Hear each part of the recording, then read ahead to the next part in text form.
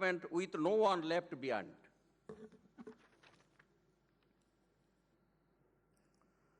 The concept of the knowledge society, according to UNESCO, is based on the 4 key principles: freedom of expression, universal access to information and knowledge, respect for cultural and linguistic diversity, and quality education for all. This concept recognizes the crucial role of the media and information of communication technology in creating activities that will expand access to information, contribute to achieving sustainable development goals, and enable us to eventually bridge the digital divide, which is far more than technological issue. Now, moving along to our session, please welcome to Mr. Iyer, Honorable Secretary, Ministry of Drinking Water and Sanitation, Government of India. Sir, floor is yours.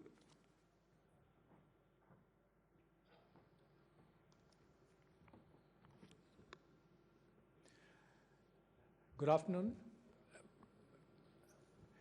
I realize this is the post-lunch session, so it's not easy to get too many people back too soon, but I'll try to make a very brief presentation on the subject of the Swachh Bharat mission, which is India's sanitation revolution, and link it to the Sustainable Development Goals. As many of you would know, SDG 6.2 focuses on sanitation. And that's precisely what the Swachh Bharat mission, which is the program launched by the Honorable Prime Minister on 2nd October 2014, attempts to achieve. So I'll give you a quick snapshot and then link it with the behavior change heart of this program and give you a few snapshots of how this behavior change campaign is being carried out. So can we have I've got a presentation there. Can we move to the next slide, please? So I wanted to play a video for you to start off this presentation, which tells you how we are using mass media to promote the message of behavior change and the usage of toilets. Can we play the video, please?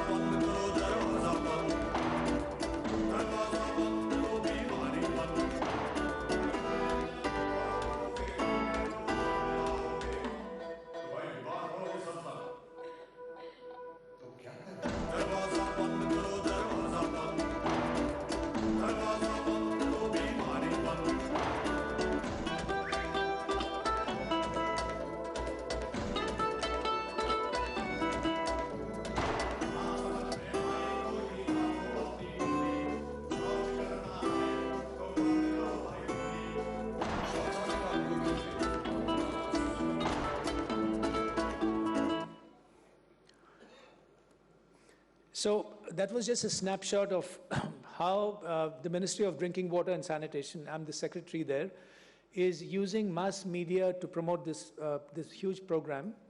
And this is just one of the tools which we use, the other being the interpersonal communication. Now, why Swachh Bharat? Fine, it's SDG 6. We all know that we need to step up our sanitation program in India in particular. It's an SDG.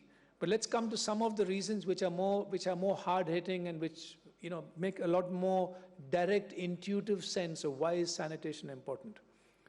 To start with, Swachhata saves lives.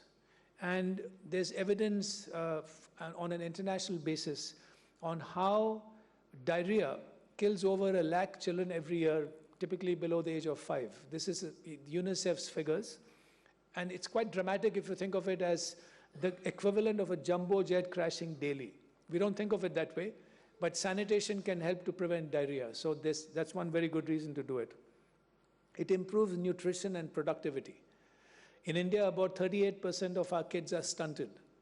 And you can see from that picture, these are girls who should have been at the line above in terms of height, And it's not just physical stunting, it's also cognitive stunting.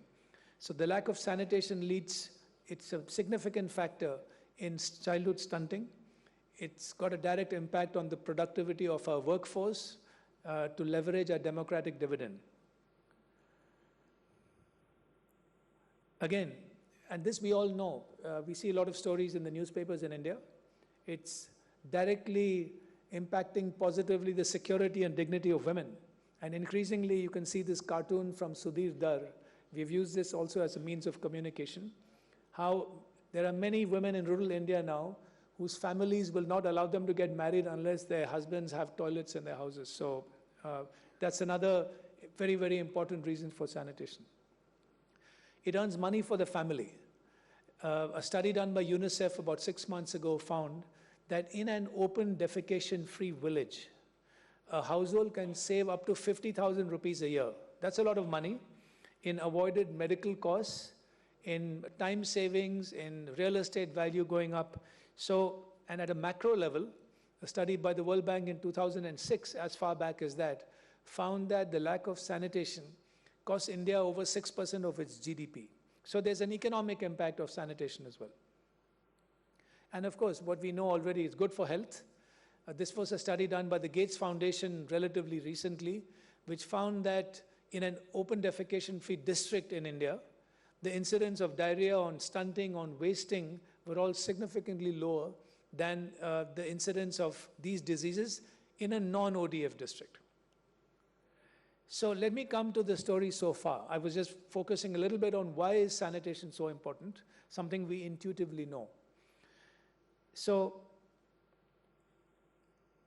you can see by that graph that when the Prime Minister launched the Swachh Bharat mission in October 2014, the sanitation coverage in India was about 39%. Today it's 83.5%. So there's been an exponential increase in sanitation. You can see if you want to count the number of toilets, it's over 7 crores. 3.6 lakh villages have become open defecation free. 16 states and union territories have become open defecation free. And we are well on track to achieve the Prime Minister's deadline of October 2019. So these are just the numbers, but what is really important is the usage of toilets, because we are talking of behavior change. This is not so much about constructing toilets as about making people use them and making them understand why it's important. So this map, it gives you a glimpse again of the shift from the left side to the right side over the last almost 4 years. You can see that on the right side, the right map, which is almost all green, the coverage is 83%. But the important statistic is in the middle, which is a recent World Bank supported project, independent verification agency of over 90,000 households in India, found that the usage of toilets is about 90%, which is the main thing we are focusing on. So again, it's good news because it means that the behavior change campaign, the communication campaign seems to be working. Now coming specifically to how do we do the communication for our program, Mr. Akshay Raut, our Director General Special Projects, is in the audience. He leads this program for us. And I'm just going to give you some glimpses of what are the main elements of our communication campaign, which for this audience, I guess, is directly more relevant. So if you can think of it as 3 or 4 buckets, perhaps the most significant is what we call the community approaches to sanitation. And here we have learned many lessons from our neighbors, from Bangladesh, which has done a remarkable job in sanitation. We learned from states in India, from international experiences as well. It's important to get the community to understand the importance of open defecation free and its impact on health, on economics, on dignity.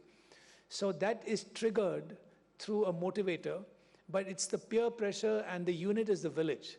So there's an incentive for everyone in the village. They have a stake in their village becoming open defecation free.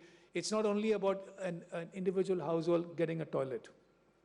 So the media at the district level again is important because 70% of India is rural and we work on rural sanitation mainly.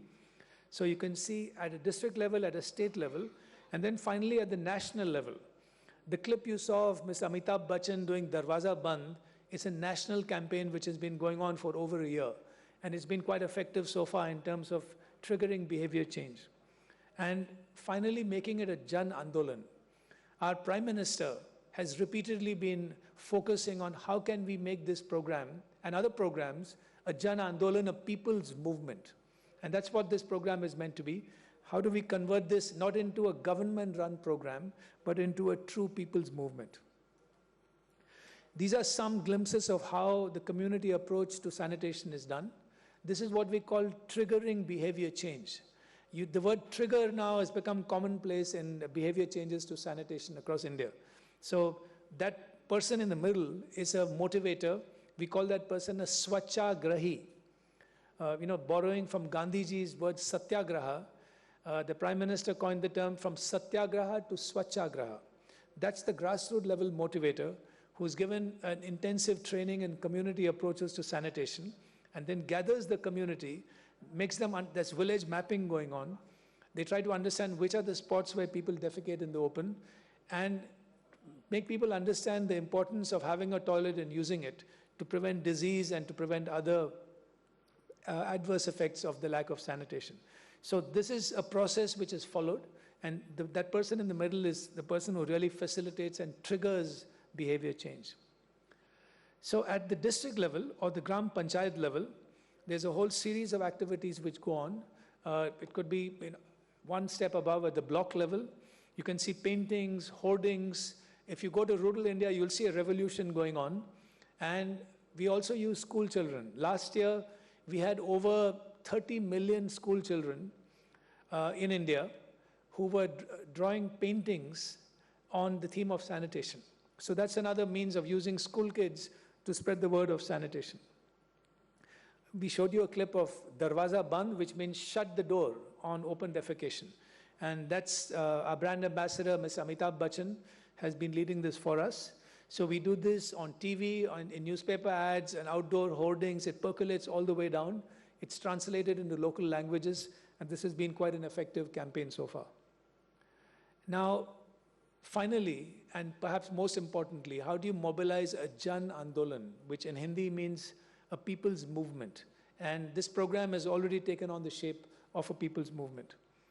So here you go. This was a program, and we try to do these in bursts because you can generate a lot of energy and enthusiasm if you do these in bursts of 3 weeks or 4-week programs, rather than do a kind of drip incremental approach throughout the year. Here, so we had 2.5 crore, that's about 25 million paintings by school kids, 220,000 films, and that's a very touching letter written by a girl, if it's written in Hindi. But basically, this is a letter written by a girl in a primary school in UP who's writing to her father and saying, please build a toilet for me and my mother at home. So again, using school kids, school girls in particular to spread the message has been quite effective. We had a very big campaign last year from 15th September to 2nd October. 2nd October, as many of you might know, is the birth anniversary of Mahatma Gandhi. And 2nd October 2019 will be the 150th anniversary of Mahatma Gandhi's birthday, by which time India would have definitely reached open defecation free status. So when we did this last year, 15th September 2017 to 2nd October 2017, you can see the big numbers. So that's 100 million citizens participated across the country over that 2.5-week period. And there were 3.2 million activities relating to Swachhata or sanitation across the country, led by ministers, political leaders, grassroots leaders, elected leaders. It was a mini Jan Andolan over that 2.5 weeks. Then again, women play a very critical role in this program. This program not just benefits them, they're actually leading this program. It's a program of women's empowerment and leadership. And last year, on Women's Day, International Women's Day, on March 8, 2017, our Prime Minister addressed 6,000 elected women sarpanchas. These are local government elected leaders from across India. They were gathered in Gujarat, in Gandhinagar, at the capital, and these were Swachhata champions. So they were given an exposure of the Gujarat development story, and then they gathered together, learned from each other, and then the Honorable Prime Minister addressed them and motivated them further on March 8, 2017. We also give awards to women Swachhata champions. So again, it was how do we further mobilize, galvanize, motivate the women at all levels from grassroots up who are leading this program. And most recently, how did we incentivize and motivate our grassroots level workers? We call them Swachhagrahis, as I mentioned. We have about 430,000 of them in India. We are trying to get one in each village. We have about 650,000 villages in India. So we have them currently in about 430,000. So we're still working on that. These are the people who actually do the interpersonal communication, which we find the most important part of Swachh Bharat. The grassroots level motivators who go from village to village, motivate, incentivize, train the communities and encourage them to become open defecation free, and then stay on to make sure that is sustained. Because the sustaining of this behavior is equally important. So we gathered 20,000 of them, 10,000 from other parts of India in Bihar, and 10,000 from Bihar. Champaran is where Gandhiji, Mahatma Gandhi, led the first indigo rebellion, if you like, against the British Raj. And this is where the term Satyagraha was coined. So this April, a month ago, exactly a month ago, was the 100th anniversary of that Champaran movement, where Gandhiji went in 2017. So this was the concluding year of the centenary. We had the Honorable Prime Minister who came and directly addressed these 20,000, and there were another 20,000 in the audience, 40,000 participants at a mass rally. And this was directly acknowledging the work done by these grassroots level motivators, encouraging them, incentivizing them, motivating them. And again, that spread the message across the country. It was televised nationally. So that kind of mass mobilization, then spreading the word, again, is part of the whole behavior change communication strategy in Swachh Bharat. And finally, what we had started now, this summer, for the first time, we have started a Swachh Bharat summer internship, where the idea is to get college students and other rural youth to come out and join the Jan Andolan. So this will be done over the months of May, June, July. We are expecting large numbers to come out because people want to join this flagship program. They want to contribute. So we're asking people for 100 hours of Swachhata, of contributing to this campaign. And there's a lot of flexibility. They can do wall paintings, they can do communication activities, there's a little training module. So we want to involve the youth of India over their summer vacations in the Swachh Bharat campaign. And finally, I thought I would leave you with another film, which we presented to the Prime Minister and the 40,000 participants at this huge event in Bihar last month. Can we just play the video, please? Which tells you the story of how these grassroots motivators have actually triggered behavior change across India.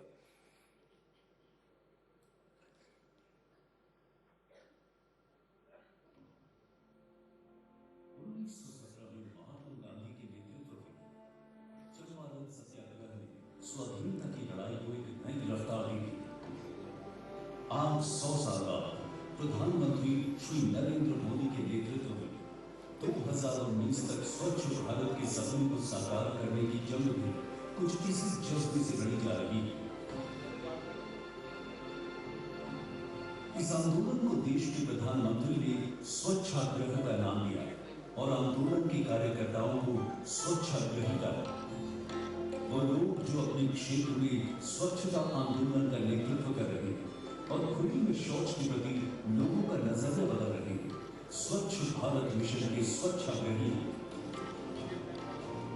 स्वच्छ Bharat mission ग्रामीण का उद्देश्य है देश के हर गांव में एक स्वच्छाग्रही। चंपारण सत्याग्रह आजादी के आंदोलन की एक नई धारा को सशक्त बनाने का प्रारंभ बिंदु था। आज उसकी जब शताब्दी मना रहे हैं, तब स्वच्छाग्रह का हमारा संकल्प भी सत्याग्रह से स्वच्छाग्रह किया होगा। उस समय सत्याग्रह आजादी के लिए आवश्यक था, इस समय सत्याग्रह देश को गंदगी से मुक्ति के लिए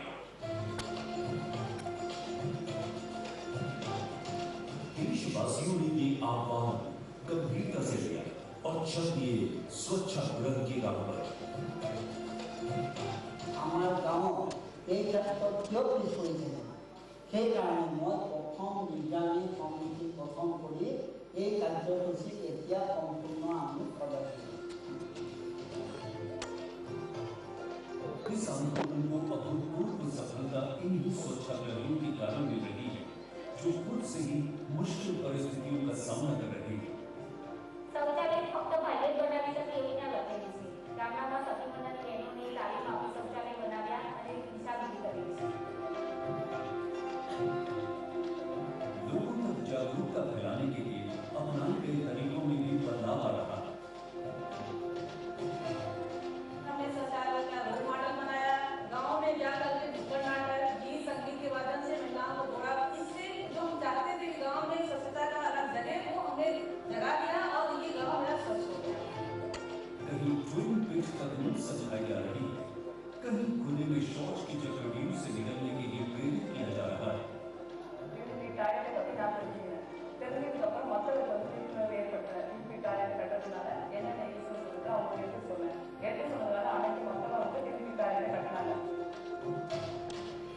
इन स्वच्छाग्रहियों ने अपनी लगन और मेहनत से स्वच्छता के प्रति जन आंदोलन की एक लहर पैदा की।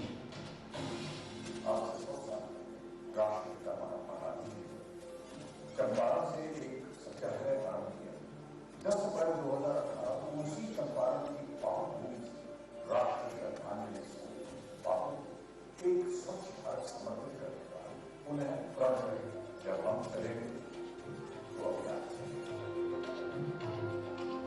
आज से 100 साल पहले गांधी बाबा आए और कही जाएगी यहाँ से सत्याग्रह आंदोलन में बिल्कुल झुकाई है और चंपारण के धरती से सत्याग्रही गंदगी दूर भगा करके संकल्पित वाली साहब गंदगी यहाँ से दूर भगा के पूरा देश में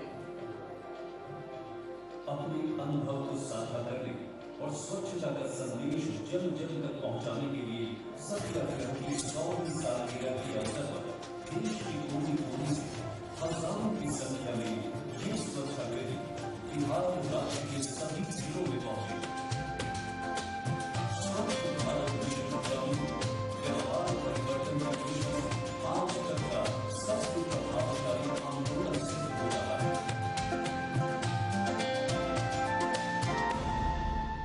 तेरी माटी तुझे पुकारे, तू निर्भय चलता जा रे, तू चल लगन होके निडर स्वच्छाग्रह के पथ पर। घर से निकल लो शूरवीर, शूरवीर ओ शूरवीर, अब रो में कमल लाखों में तीर, आंखों में तीर। तू हाथ सत्य का थाम ले, तू हौसले से काम ले, तू उसको अंजाम दे।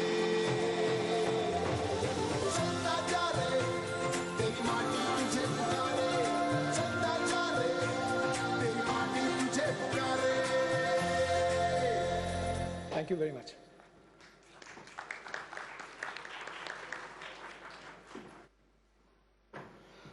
Thank you very much, sir, for your nice... Mr. Iyer, if you could just hold on for a bit. Mr. Iyer, sir, there's a small memento for you as a token of appreciation from the sponsors. I would like to invite CMD Bessel to come up to present this.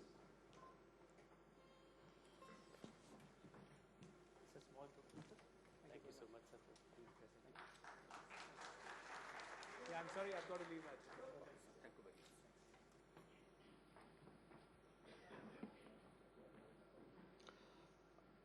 Thank you very much, sir, for your nice presentation. I think this is a water sanitation, not only water sanitation program, it contributes to social protection also. And vulnerable communities increase access to basic services and support people harmed by waterborne diseases, basically. So this is a very important, I think, campaign and mobilization, and we call Voices from the Grassroots. I think this is a very, very interesting case. Now I would like to invite to present Mr.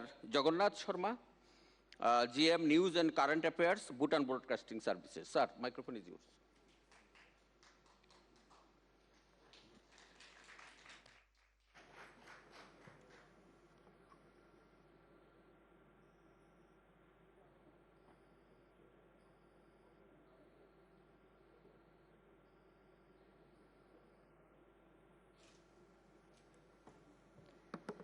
Good afternoon, honorable panelists, dignitaries, media colleagues, and ladies and gentlemen.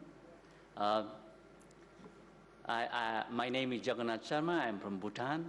I'm the head of news and current affairs. Our station has radio and television both. We have 2 television channels and 4 languages in radio. Local languages, Southern is Nepali language, and we have 1 dialect in the east. Then we have national language, Jonka, and English.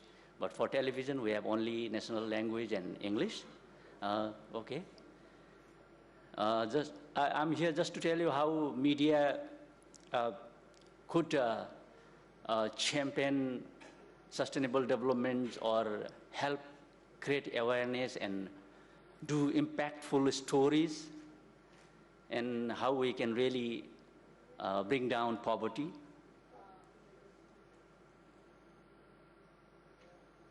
Sorry. My slide is, can I go to the next slide? How do I do? Okay. Just a brief intro. It's a very, very small area, Bhutan. If you look at the thing, it's only 300 kilometers long and 150 kilometers wide.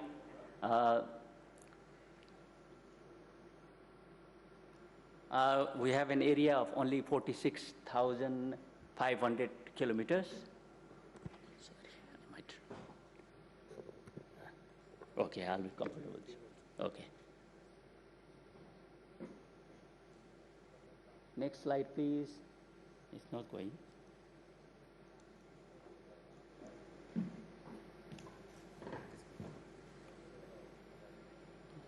Thank you. Just a brief indicators for the country. The population, we have only 700,000, so it's a very small country. Per capita income, it has gone to 2,879 roughly now. Our GDP growth rate is 7.99, almost 8. Poverty rate I have highlighted because I think the theme for this presentation is Sustainable Development Goals. So our poverty rate is around 8.2%, which means over 56,000 people out of 700,000 are still in the poverty line. Our literacy rate has reached around 66. Youth literacy rate is quite high, is 93. Secondary school completion rate, 88.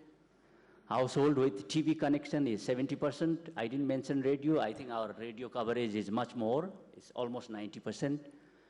Population access to improved sanitation, which earlier Indian Secretary touched upon, quite good.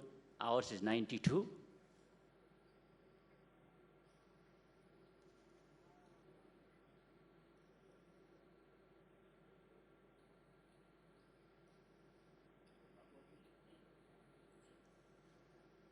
Sorry again. Slide. Please come.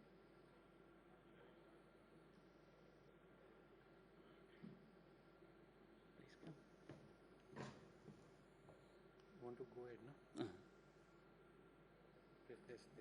This only? Right, okay, thank you. Sorry. I'm talking more on poverty issues. So poverty rate in the country reduced from 23% in 2007 to 12% in 2012, and further to 8.2 in 2017. Actually, the rate decreasing is very quick in the second phase of the thing.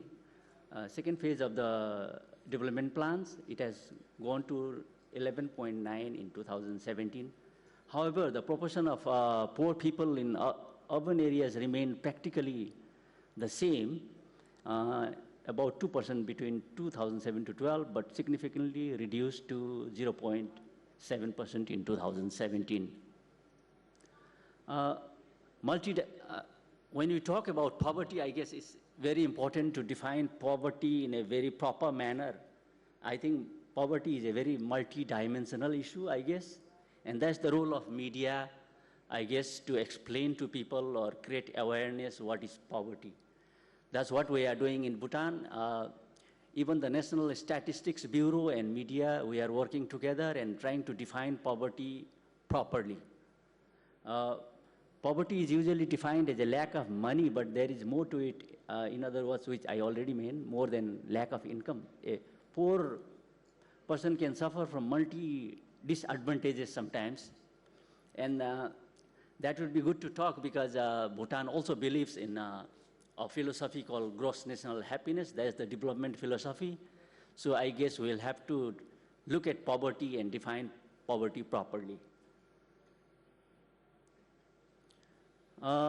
Reporting success stories, media can always highlight good stories and create awareness on the theme, poverty and development. National MPI report complements Bhutan income poverty measure by providing an in-depth picture of the poverty, which helps the government in developing and implementing efficient policies. I'm quoting somebody there. It was a compliment to Bhutan, actually. Now, what media station or the company I work with do? We are almost like a public service broadcasting, 50% funded by the government. So we work like a public service broadcaster, though we are not yet a public service broadcaster. Our charter, Public Service Act has been submitted to the Parliament, and it will be discussed only next year. What we do is, if we report extensively on basic social and economic issues so that the government recognizes and gives attention to these issues and has been allocating funds in the social development areas so far. It has been quite successful. One good thing about us is, since we are a monopoly, even we have good trust from the public and the government. We are taking all the national campaigns forward. What we did is, just in 2016, there was a campaign launched nationwide to keep the rivers, streets, towns, everything clean. And we are taking that campaign forward, and it still continues. After BBS reported about small entrepreneurs producing products in their small locality and having difficulty finding markets, suddenly the government recognized, and now there is a network now. Now anybody produces anything, there is a sale outlet, market facilities, and transport facilities, so that they are so that they can sell their products and earn the income quickly. Also, getting the youth involved is a very important issue when we talk on these sustainable development goals. So there are so many youth groups formed already, and they are quite active in implementing these projects and taking forward the issue. Other headlines and success stories, Bhutan, I'm just quoting from some of the news. We won the World Sustainable Destination Earth Award in Berlin, Germany last year.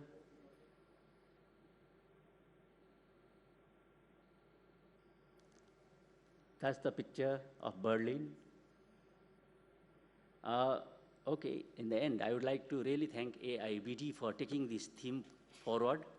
I was in Dhaka last December talking on poverty issue.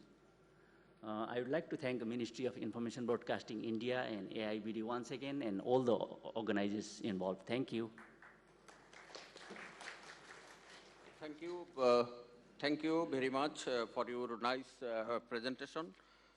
Basically, as a broadcaster, this a major role in developing public understanding of economic, social, and environmental issues. I believe this contributed a lot in your country. So, without delay, I would like to invite Mr. Lee, Director of Regional Media Policy Division of Korea Communication Commission. Mr. Lee, you have 8 minutes, sir.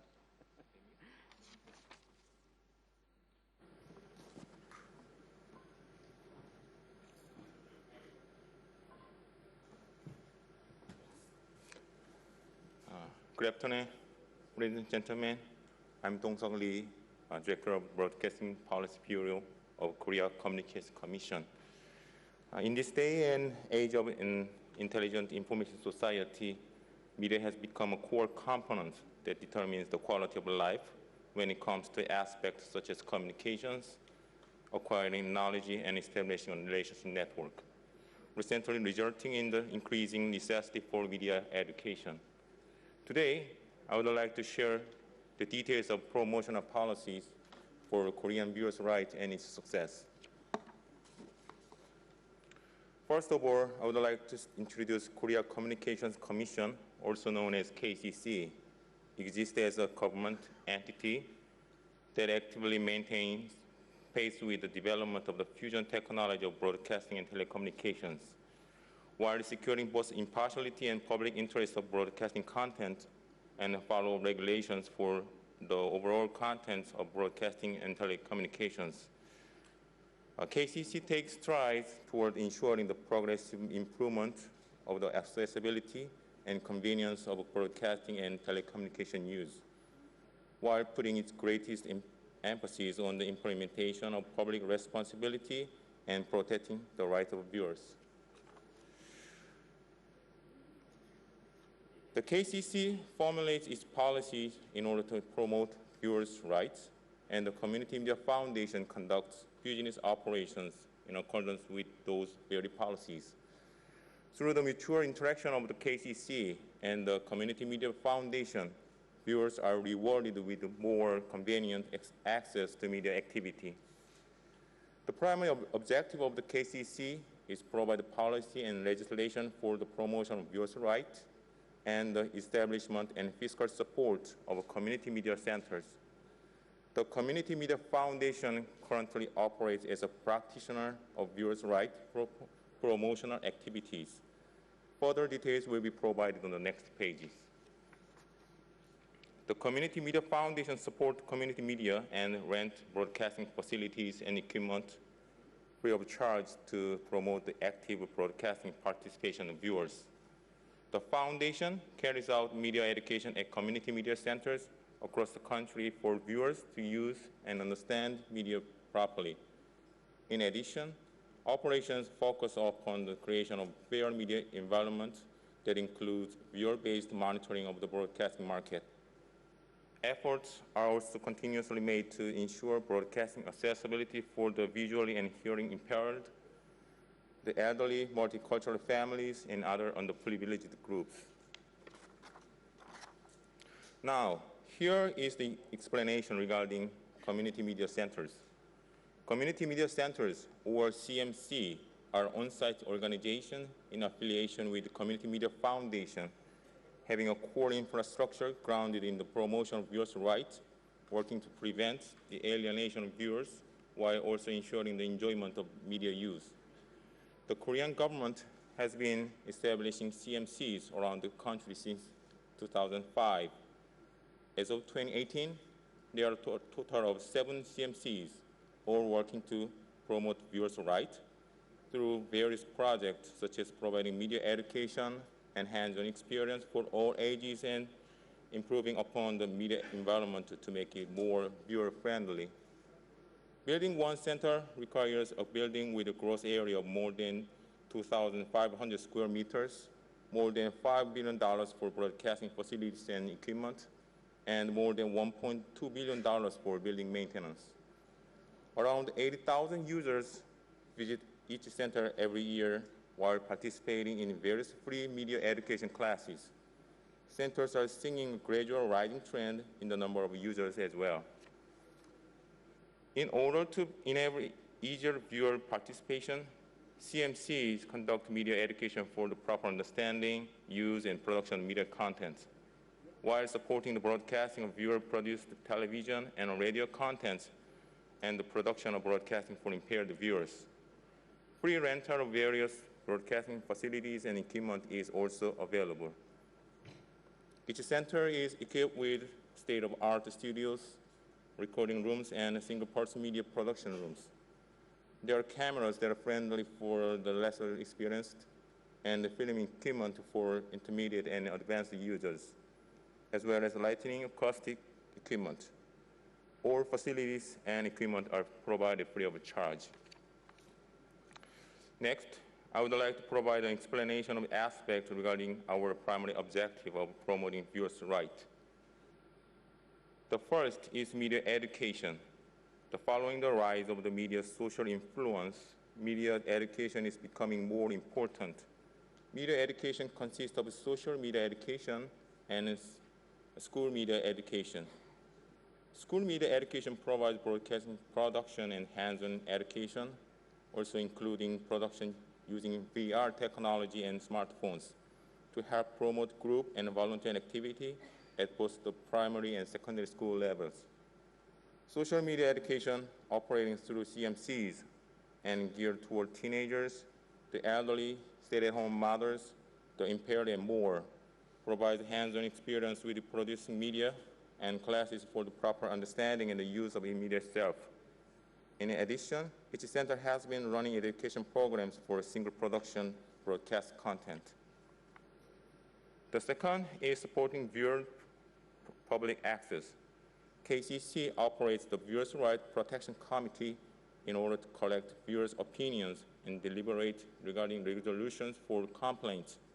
The committee is founded in the Broadcasting Act, and broadcasters compile viewer evaluation programs in excess of 60 minutes per week in order to promote further broadcasting participation of viewers. CMCs offer production mentoring programs for advanced content creation, also support video production group activities. Furthermore, support is provided so that broadcasters may compile viewer-produced programs. The third is improving program accessibility for the underprivileged. CMCs support impaired-friendly broadcasting production costs of broadcasters. Impaired viewers are supported with specially designed TV to suit their needs.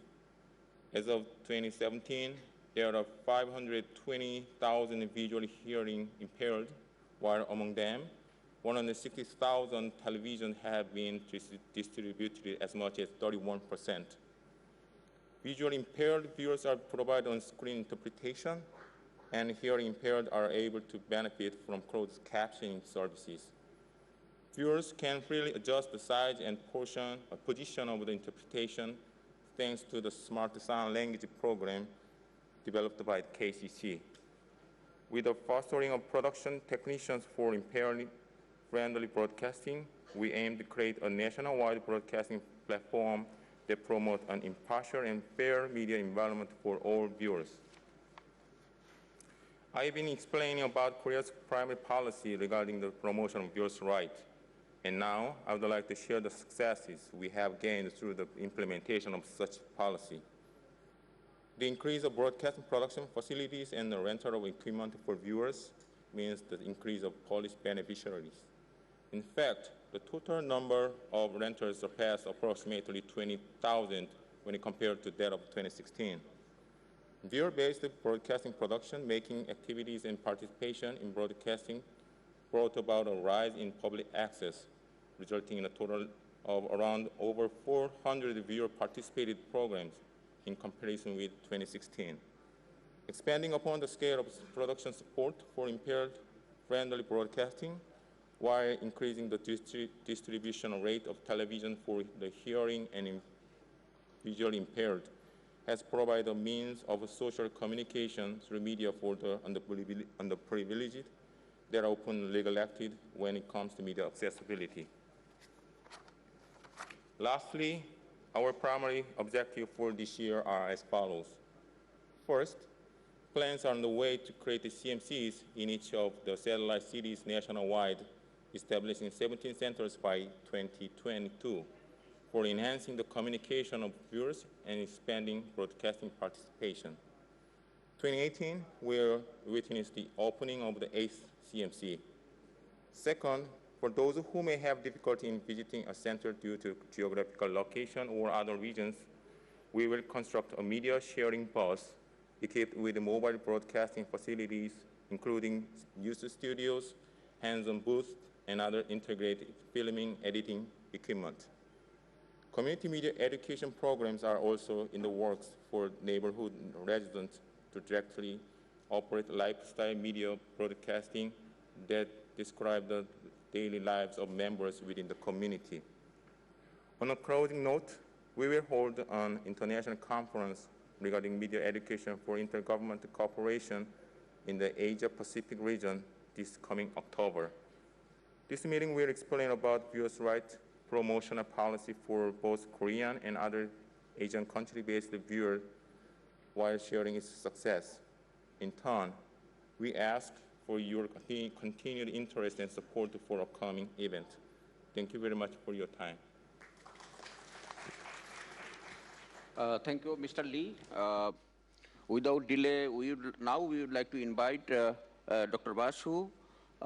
He is a very prestigious awardee for the Padma Shri. So, sir, now floor is yours.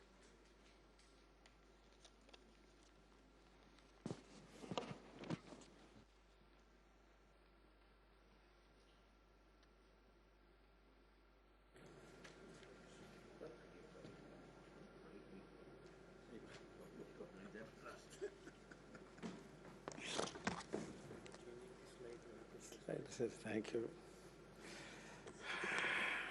Hari Om. When I entered the stage, it's been given a shocking news. You must finish it in 8 minutes. Anyhow, I'm very happy to be here at this conference, and I'm thankful to the organizers. And I wish this message, which I'm going to share with you, will be taken to the world around.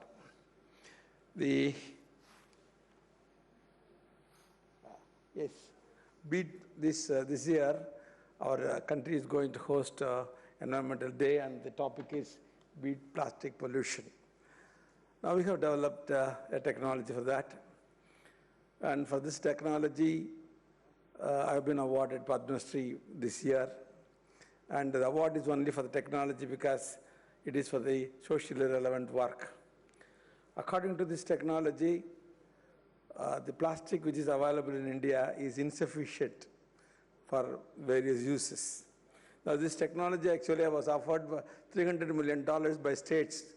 I said, I don't give it to you, but I give it to my country freely, and we do it accordingly also. The technology is very simple. Waste plastics, your carry bag, your multi-layer films, thermocol, all those things, they are cut into small pieces, and it is used for road construction. I got a sample here also. Road construction is very simple. You take the stone, you heat it to 170 degree, you heat the bitumen 160 degree, mix these two, lay the road. This is a conventional road. What I have developed now by God's grace is, take the stone, heat it 170 degree, shed the waste plastic like these small pieces, and put it over the stone. The stone gets coated over the plastic, and the stone is laminated now. Now add the bitumen. The plastic adds a beautiful binder between the stone and the bitumen, and the road, now you lay the road. After all, you take 30 seconds extra for the conventional technology. And in this process, you get a road which is 10 years. Why 10 years? Because I have laid a road in 2002. Even today, it does not have any pothole, crack, nothing. The roads are wonderful. So road strength is double, no pothole is formed. And for 1 kilometer road, we need 1 ton of plastic. And we reduce 1 ton of bitumen. Cost-wise, it is less. Use-wise, usually plastic is used. 1 ton of plastic means 10 lakhs carry bags. I use 10 lakh carry bags in single lane 1 kilometer road. India has got 41 lakhs kilometers road. That means we need 10 million tons of plastic. Our CPCB says we have only 5.6 million plastic is produced. The littering is only 40% of that. So we don't have enough plastic which is needed for our road. That is one aspect. And by using this plastic in the road, we don't burn it, we don't produce carbon dioxide. If we burn 1 kilo of plastic, means 3 kilos of carbon dioxide is produced. That means global warming is more increased. Whereas when I use it in the road, no burning, nothing is taking place. It effectively environmental friendly, cost effective, eco-friendly also. The roads are very good. The only problem with the road is very good, because the contractors are not interested, because the road once laid means 10 more than 10 years it is coming without any problem. So that's the problem. So actually, India has only surfaced only about 40% of the road, 60% not yet done, and 24 lakhs kilometers of rural roads are available.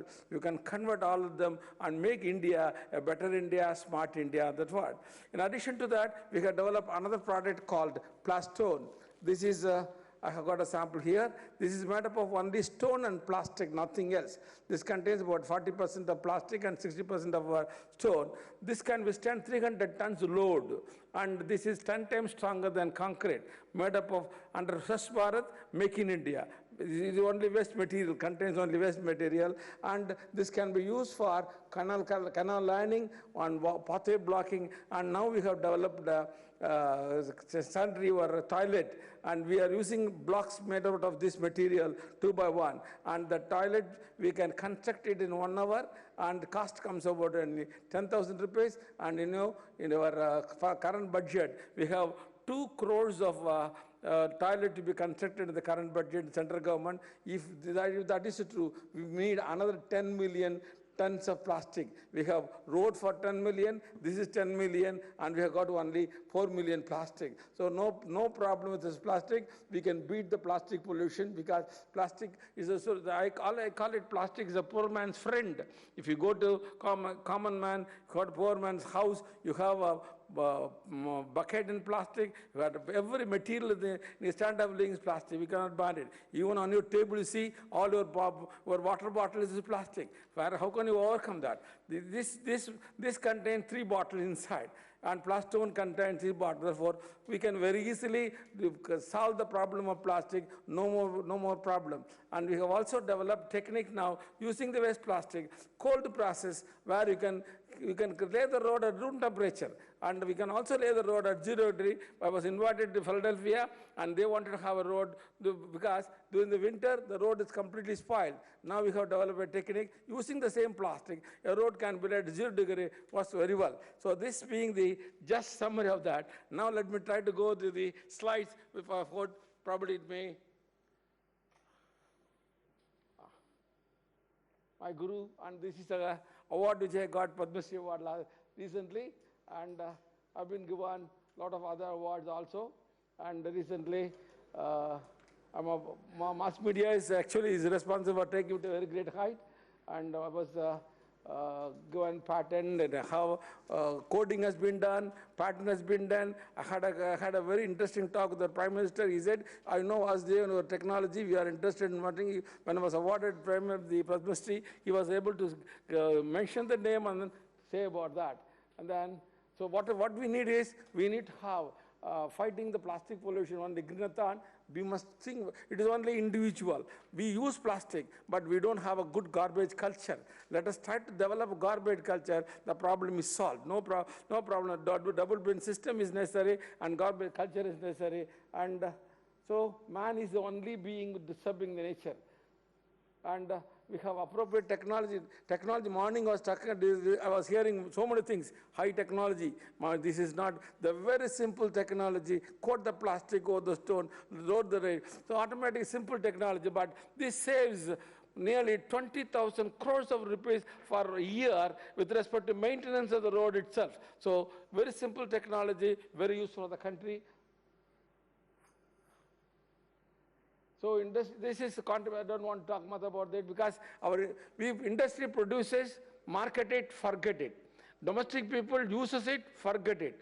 And government collect it, forget it. All the people never bothers about this material. Let us take a small note about that. Let us try to involve ourselves. Definitely we can improve the country well, and I can... So under Swachh Bharat, we have done wonderful. It's a beautiful condition now.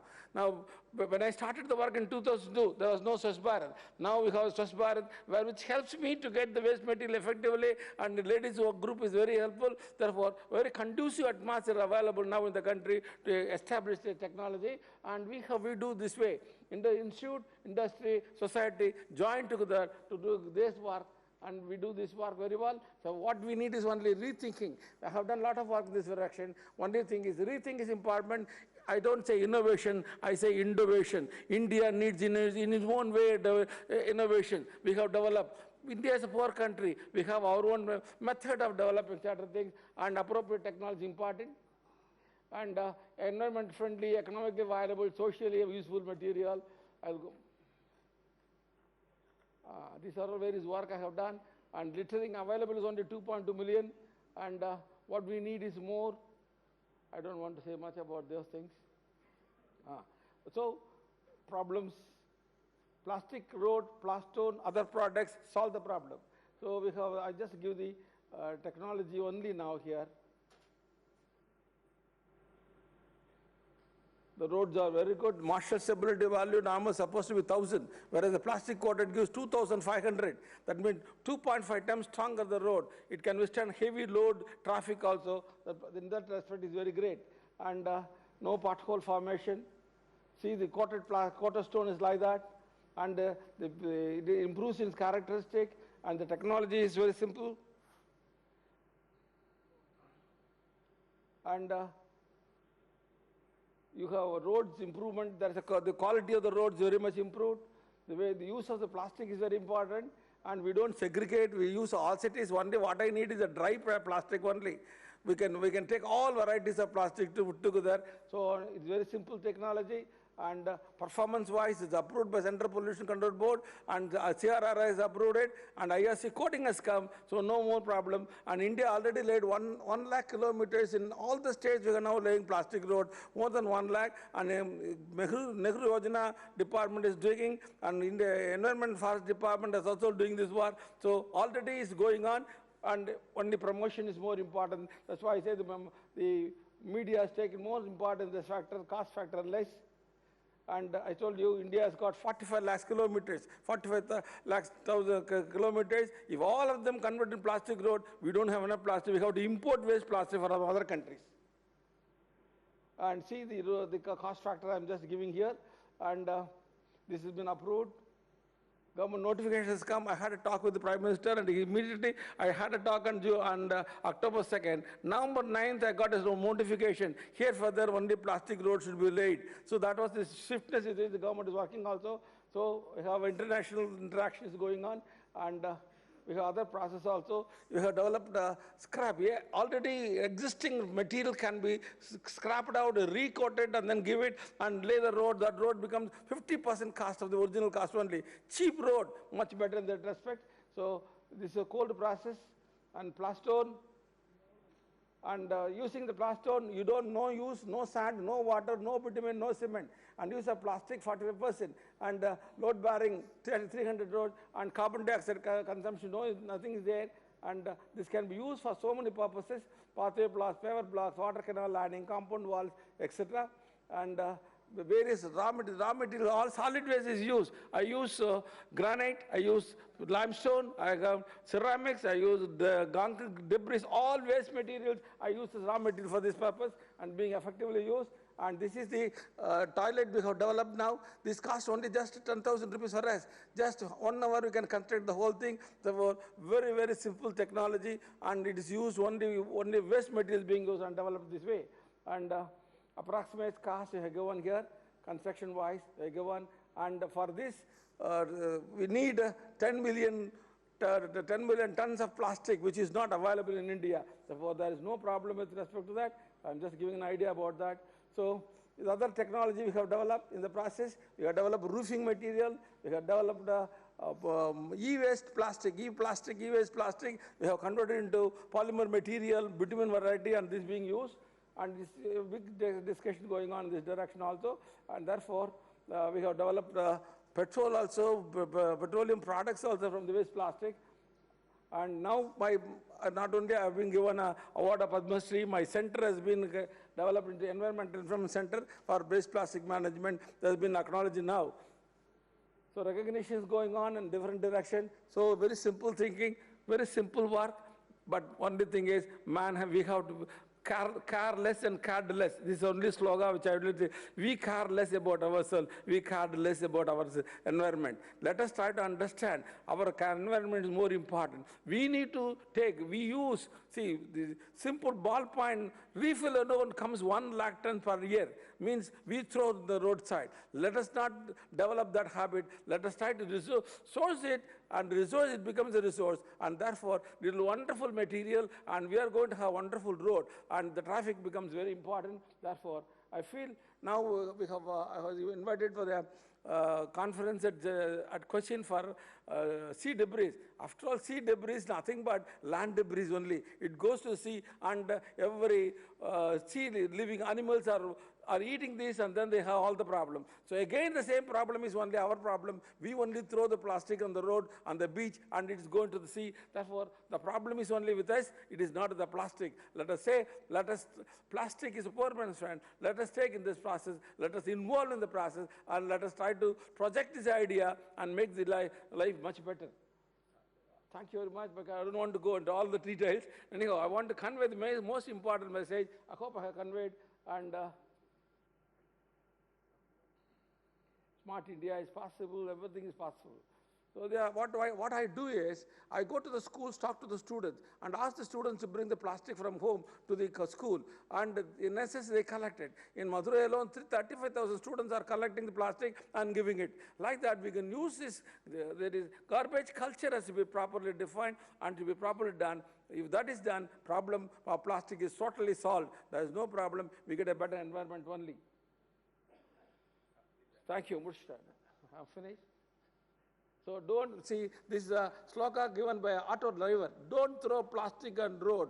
Use plastic for road. Yeah, auto driver is able to give this much information. Therefore, I have taken this way. And Gita says, the world is Kamadhenu. It is ready to give everything. Whether we give it to the world like that. The world is very friendly, but we are not friendly. We only create bad environment. Let us try to follow the message of Bhagavad Gita, and therefore, let me thank all the people, including the Asian Meet, for giving this opportunity. Thank you very much.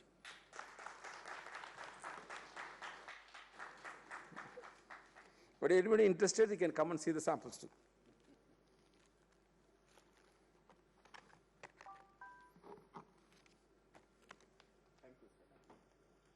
Thank you very much, sir, for your very insightful presentation. Only one earth, care and share. So it is our slogan. So without delay, I would like to invite Mr. Rajiv Chandran, National Information Officer of United Nations in India and Bhutan. Sir.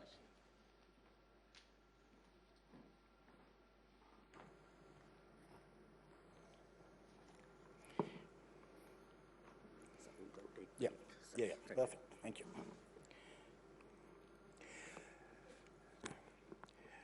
Mr. Rahman, co-panelists on the dais, distinguished guests here at this Asia Media Summit. This summit is convened in India at a time when this nation is probably the world's largest theater on sustainable development goals. There's a lot of change happening, and Mr. Vasudevan so eloquently captured some of that change texture. And there are many partners to this change. We, of course, have the government. You saw Mr. Iyer making his presentation on sanitation, civil society. A lot of it is led by the people. Corporate CSR, the multilateral global community, the bilateral community. Everybody is working towards this culture of sustainable change. But where is the media?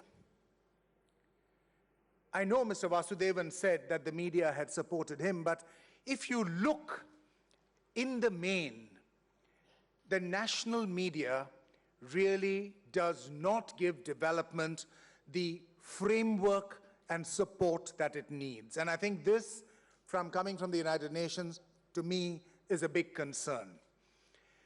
If you look at media as real estate, every product of media as real estate, then really the development stories are relegated to being the slums of that real estate. And that's an attitude that needs to change. We need to revise the ecosystem within the media to bring sustainable development stories up front. And these stories are there. This is a society of 1.25 billion people, and there are 1.25 billion stories of sustainable change. Wherever I travel in India, the stories are there. I was in a small school for disadvantaged groups in Guntur, and the ideas that those students in the school gave me on sustainable development and sustainable development change are very similar to the ideas that the students of the National Progressive Schools Conference give me in Delhi. The stories are there. We have a project in the United Nations as a project in collaboration with the Niti Aayog, which is the former Planning Commission, called Women Transform. And we are finding stories from the field of women who are transforming India. And last year, everybody gets involved, and we have a great publication that comes out. But it's not the publication. These are real-life stories of people who are making a difference to themselves, their families, their communities, and finally to the nation. The UN works with a very interesting project called Ignite, which is a project of innovation. And I had gone to judge it. All schools in the state of Tamil Nadu sent their innovation projects there. Amazing. From the smallest innovation of a young boy in class 6 who developed solar sheds to dry bananas so that his grandmother's crop would not be wasted, to recently we have a case of a girl from Trichy, a class 12 student, who has developed a satellite which is being launched this week in Mexico. So change is there, but the stories are there, but what we need is eclectic leadership from the media in presenting and promoting these stories, and I think that is very important. How do these bottom-up stories reach the top? UNICEF has come up with a system of student reporters. So in every district, they have 4 or 5 students who are identified. They've been given cell phones to capture videos, and they are being trained as student reporters. But how do their stories reach the mainstream? There is a gap. So I think what we really need to do is to look at strategies, how other countries have done it, how others share their stories of development, because that's really what we need here. As I said, this is the world's largest theater of social change and sustainable development change led by the government of India. The media needs to provide more support to do that and to tell the sustainable development stories louder, clearer, and more often. Thank you. Thank you very much, Mr. Rajiv, for your nice insight regarding SDG reporting and also implementation. Without delay, now I would like to invite Ram Radha, Chief Development Management Officer from the Thailand. Yeah, please, follow is yours. Only 8 minutes.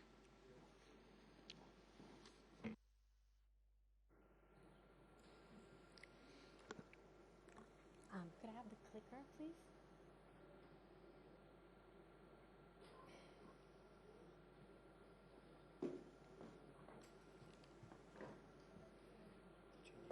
And then, okay, thank you.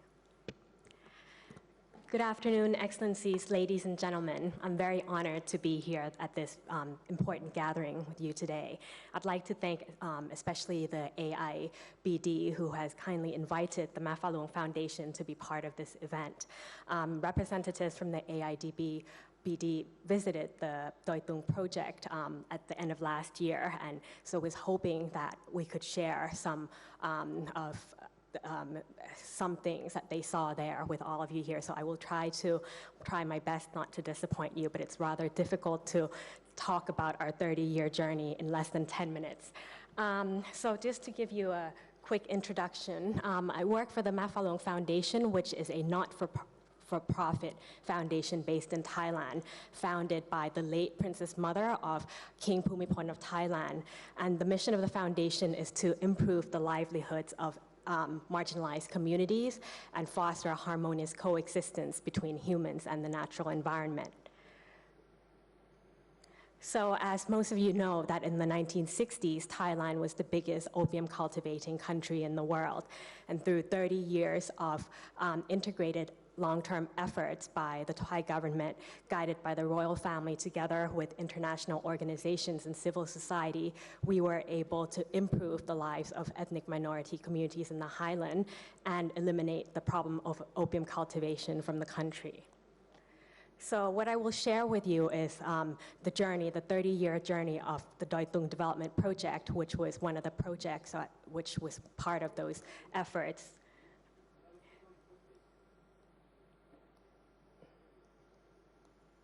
Yep, so the Doi Tung area is along the border between Thailand and Myanmar, and it has an area of approximately 15,000 hectares. It's one of the biggest opium cultivation and trafficking areas in the past. It has a population of about 11,000 people, made up of 6 different ethnic minority groups, most of whom did not have Thai citizenship at that point. So because of poverty, people were involved in opium cultivation in order to be able to buy rice to feed their families. And they were engaged in shifting cultivation, which encroached on the forest and caused deforestation. And the area was patrolled by 3 different militia groups, so it was quite a fragile area. Not only were the people involved in opium growing, they were also addicted to opium and engaged in opium trafficking. And in some of the lowland areas where they did not have access to cultivation area, the women had to sell their daughters into prostitution, and so with that came the problem of HIV/AIDS. So what our founder, the Princess Mother, believed was that a lot of these social illnesses are connected to the root causes of poverty and the lack of livelihood opportunity. So in order to address the problem, you have to address it at the root cause by tackling poverty and providing people with the opportunity. And we need to emphasize that the people must be at the center of all parts of the development process, because if people are seen as the problem, they have to be the center of providing the solution together with us. And our founder believes that nobody wants to be bad, but people often have to do bad things because they do not have the opportunity to be good. So we have to provide people with the opportunity. And ultimately, you have to help people to be able to help themselves over the long term. So development assistance should not be endless. So we apply a holistic development approach, solving first the problem of health, because we believe that sick people cannot be economically productive. Once people are healthy, we provide diverse livelihood opportunities, and then over the long run, we provide improved education, because only through education can people manage their own lives and think for themselves what they want to do with their future. So we believe in a development approach that is long-term and continuous, broken down into different phases, short, medium, and long-term, doing activities that are appropriate to that stage of development at a given time. So we look at development in 3 stages: survival, sufficiency, and sustainability. The beginning stage, survival, when we go into an area, or in Doi Tung in the past, it's when people are still struggling to find enough food to feed their families. They don't have proper access to infrastructure, healthcare, let alone education. Often they have to buy seeds or fertilizers, borrowing from loan sharks and paying back at very high interest rates, so they're trapped in a vicious cycle of debt. So we need to bring in, basic access to capital, some access to roads connecting villages, improvements in healthcare, and gradually, once they can have some income, then they can start thinking of sending their children to school, but that usually comes at a later stage. So we try to move them from the survival to the sufficiency stage But for example, with basic irrigation development, you can produce not just one crop, but 2 or 3 cycles of crop. So with that, you have enough to feed your family, and with whatever excess production, you can then sell it to nearby markets and start paying off your debts and saving, and gradually building up on those skills. Over the long term, once you have savings, you can reinvest and start thinking about the future of your children. And when you're no longer struggling to find food, then you start thinking, looking out for the better good of your society and even environmental concerns, but that comes at a later stage.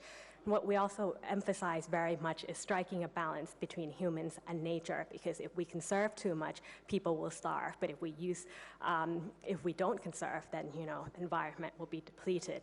So the solution we've applied at Doi Tung is type of area management using 3 types of forests. The watershed area, where we don't allow cutting of trees because that's the water source. The sustenance forest, where we encourage the community to grow things like bamboo or banana for their daily usage, and importantly, the economic forest, where we grow high-value crops like macadamia or coffee. This is very important because with income from these high-value crops and value-added processing, people have incentive to take care of the forest and to make sure there's no forest fires or encroachment, because their livelihood depends on it.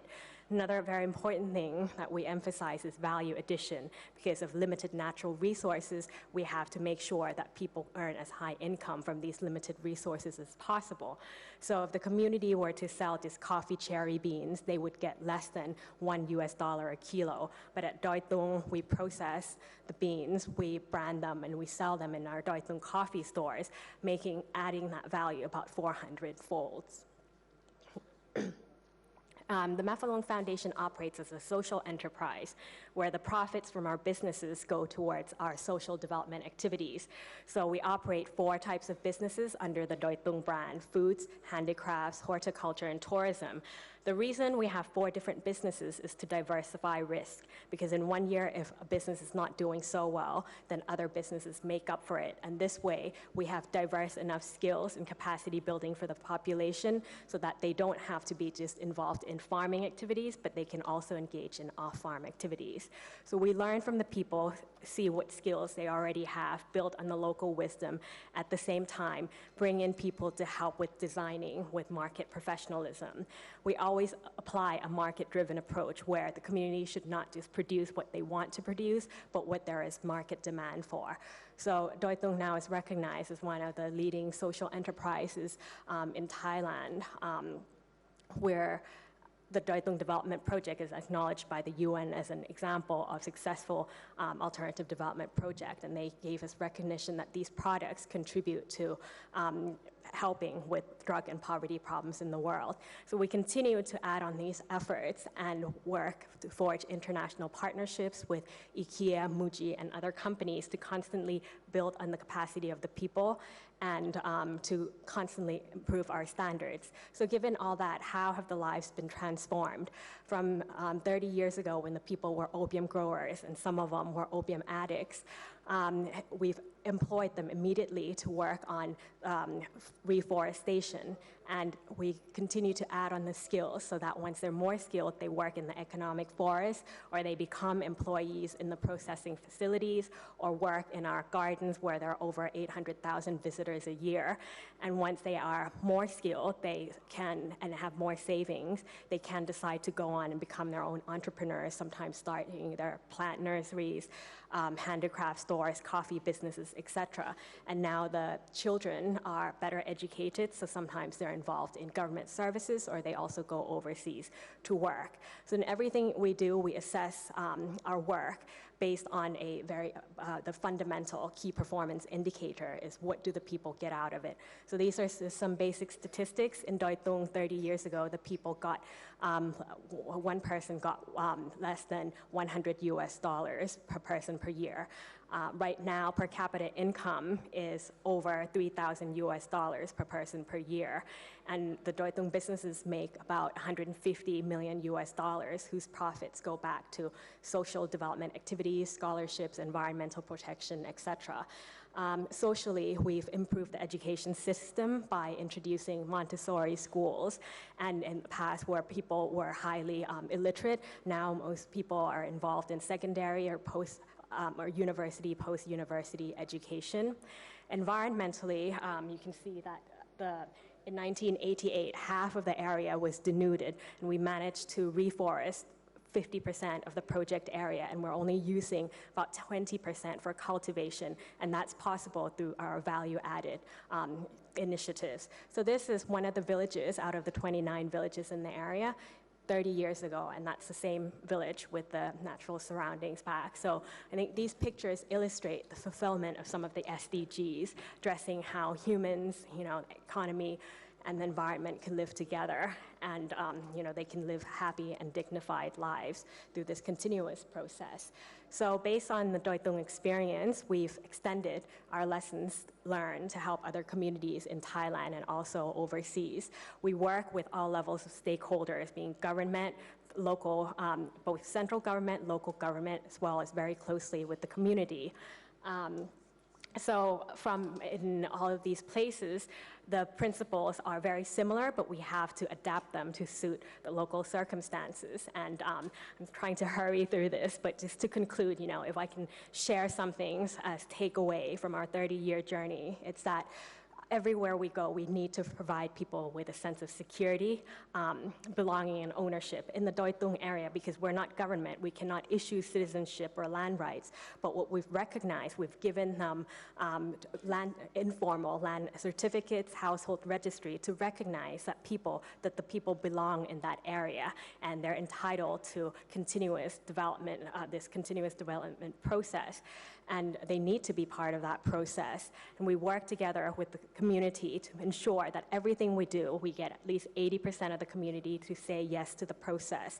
And we also need to make sure that the people are involved from the very beginning. We do not go in and do things for them, but we make sure they get out there and do things with us, because that way, if something breaks down, they know how to fix it, and they feel that they need to have that sense of ownership, and we built their capacity along the way.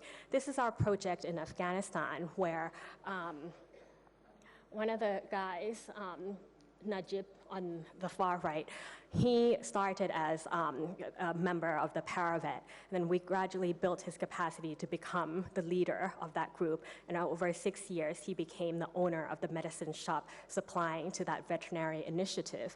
The system we use there is what we call the Sheep Bank project, where we provide veterinary services to sheep owners. In return, they provide sheep to the sheep bank, and with those sheep, we give it to very poor members of society. So it's like a revolving fund, but using sheep instead of money. And so that initiative is able to sustain itself over the long term. So that's what we mean by helping the people to help themselves. So we believe that a lot of these sustainable development goals can be achieved within a lifetime. Very importantly, it has to be a long-term continuous process with integrated efforts. And you have to believe in the potential of people, because if you believe in their potential, then they can really go a long way. Thank you very much.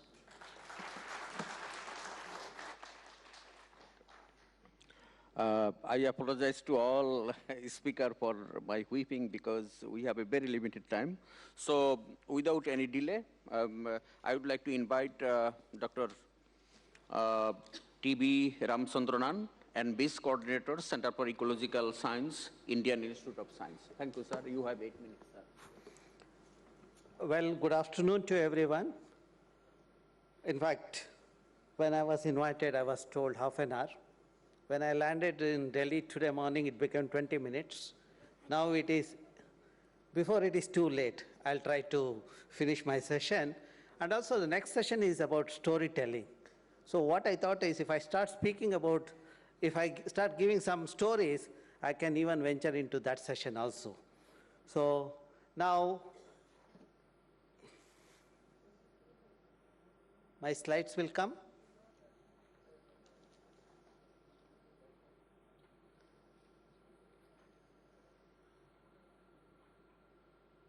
Sir, my slides have not come. slides. Yeah, I have given to those. PPT I have given, he has stored it as TV Ramchandra. Well, sorry for that. So, which one I have to press? This arrow? That, okay. See, I work in Western Ghats, and whatever I learn from nature, I bring it to my lab, and my students convert into technology. If I'm successful in the field today, I would say it's because I have converted the nature's principles to the technology. In fact, when you look at Western Ghats, these are the principles. You know, nature is in balance. There is a remediation. There is a sustainability. We are talking about sustainability. And when I look at the way the people collect the resources, you know, this is one which really puzzles me. A lady who is about 55-year-old goes under the water for 5 minutes, collects a bucket full of bivalves, which will sustain her family. You know, she makes an earning of about 200 or 250 rupees per day. That is where the sustainability is there. Now, I will take you to the Bangalore. Look at the way the woman is treated. You know, she has to struggle to earn 25 rupees. One place, nature is rich, women are happy. Other place, women are in trouble. We talk about Silicon City, and look at the tragedy of the Silicon City. So that also shows the imbalance in the system. Now, you know, let us try to understand what has happened, why the imbalance has come in the system. I would say it's because of non-planning, unplanned urbanization.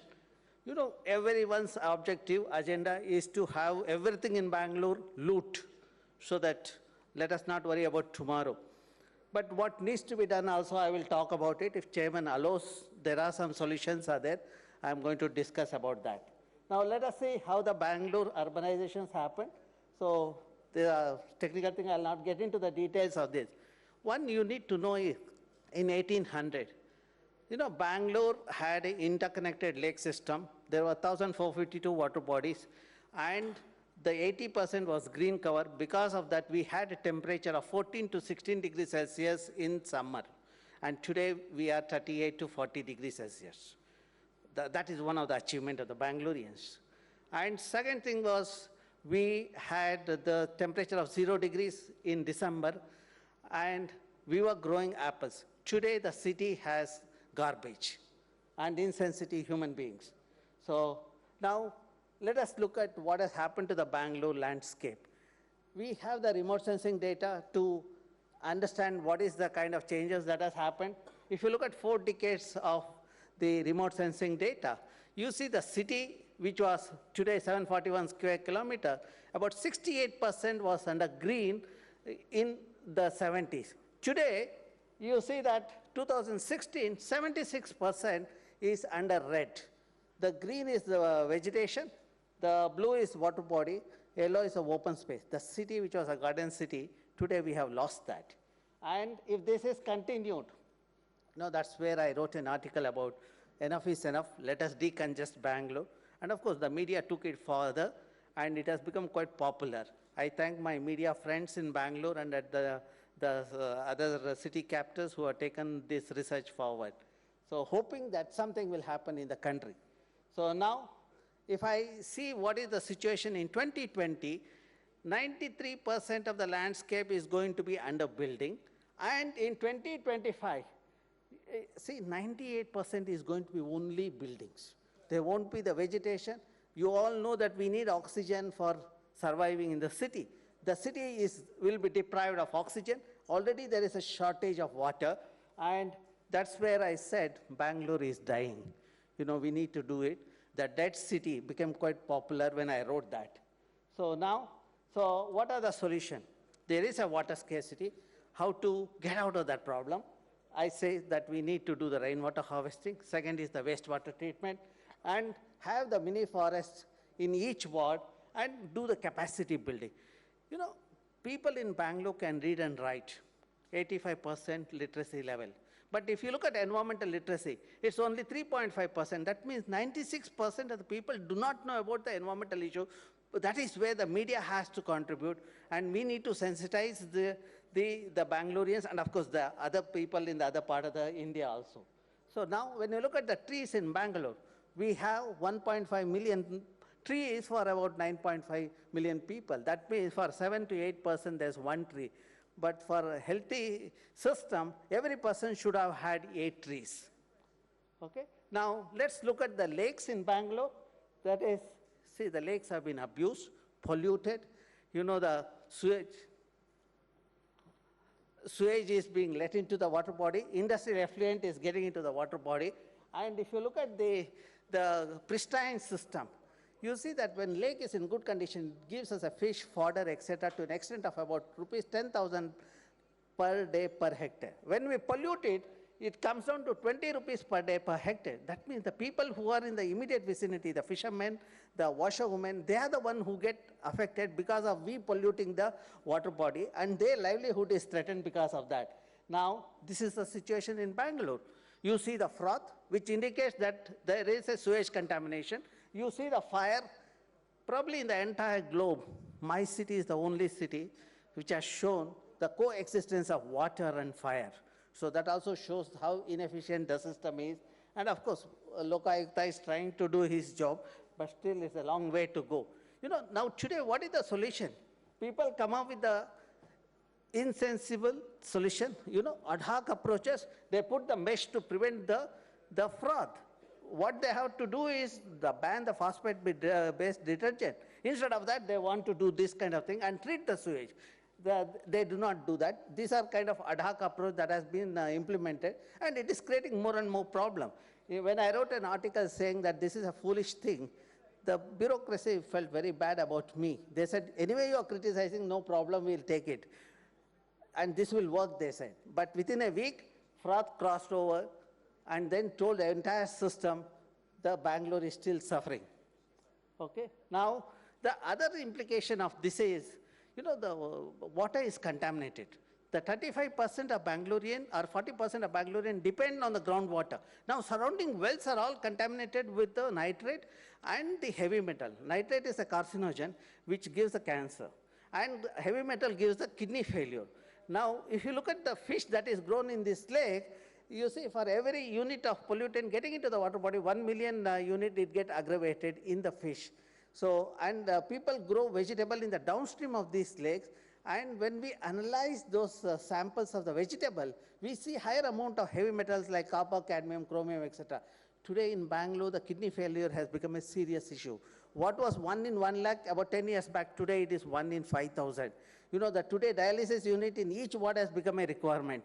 If the day, if this situation continue, day is not far off, every house may have to have dialysis unit. This is going to be a serious thing. Probably the same situation is happening in other cities also. So now, see, this is the situation we have reached. Without oxygen, without water. Today in Bangalore, in the night, we have to use oxygen cylinders. People in the age group of 55 to 60, some of them are using oxygen cylinder. And we have the water scarcity, and kidney is not working. So, but we are Silicon City. You want me to stop? Okay, thank you. Okay, so now what is the solution? I'll just give two solutions and then wind up. So now, see, this is one of the popular model which I introduced in the system when I was a member of the committee. You know, the Jakkur model, wherein you see that I integrated constructed wetland and algae pond with the secondary treatment plant. After secondary treatment plant, you know, the water, the sewage which enters the secondary treatment plant, the, you know, chemical ions are removed. When it passes through the constructed wetland and algae pond, the nutrients are removed. In the sewage, the nutrient is a problem. That is removed effectively by this. Now, if you look at this region, in 2005, the surrounding borewells had nitrate. But today, for the last 10 years we have monitored, there are no nitrate in the surrounding area. And this should be the thing which has to be implemented in all the towns and cities in the country. If you want to think about cost-effective sewage treatment, this is the one option, which is a successful model, which is there in the decaying city. We have done it, sir. And second thing is, do the rainwater harvesting. I'll skip some of these things. See, Bangalore gets the rain about 15 TMC of water is available. Bangalore requires 18 TMC of water. That means if we do the rainwater harvesting, we get 70% of the water. Now, see, rainwater harvesting gives us about 15 TMC. If we are using 18 TMC of water, we are also generating wastewater of 18 TMC. If I treat it, I get 16 TMC. That means 15 plus 16, I have 31 TMC of water. You know, if I implement that, I have a decentralized mission. But for this, I need to have a leader with a vision. But our leader's vision is something different. That's where, you know, we have Kaveri controversy, etc. Now, yes, sir, I have. So this is the lake in my campus. Look at when we have created the system. I have implemented this in 2008. This is the visitor I have in the system. You know, the otter is there in Bangalore in my campus. And, you know, wherever I have gone, I have made sure people listen to us, they implement it, and these are all some of the success models. And, you know, in our campus, we also created a mini forest of 49 species, native species, in a 2-hectare area. See, one of the important things you need to understand in this is that region was dominated by weeds at that time in 90s when I was a student. Today, that region looks like a rainforest. And groundwater table at that time is 150 feet. Today, I have a 10 to 15 feet the water in my campus because of this mini forest. This is the model I am saying the government to implement in all the worlds. Thank you very much. If you need more details, you can search for it. Thank you. I'm around for another half an hour. Thank you very much, Mr. T.B. Ramachandranan, for your nice presentation, but I am very sorry for whipping.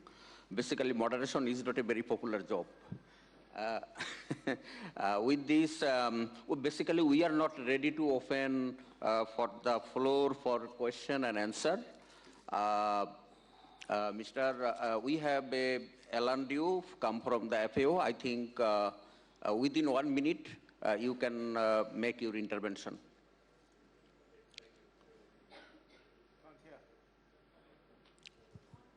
The mic, please. Okay, thank you. Thank you for recognizing me from the floor. I'm very grateful. I'm the Media Communication Manager for Asia Pacific for the Food and Agriculture Organization of the UN.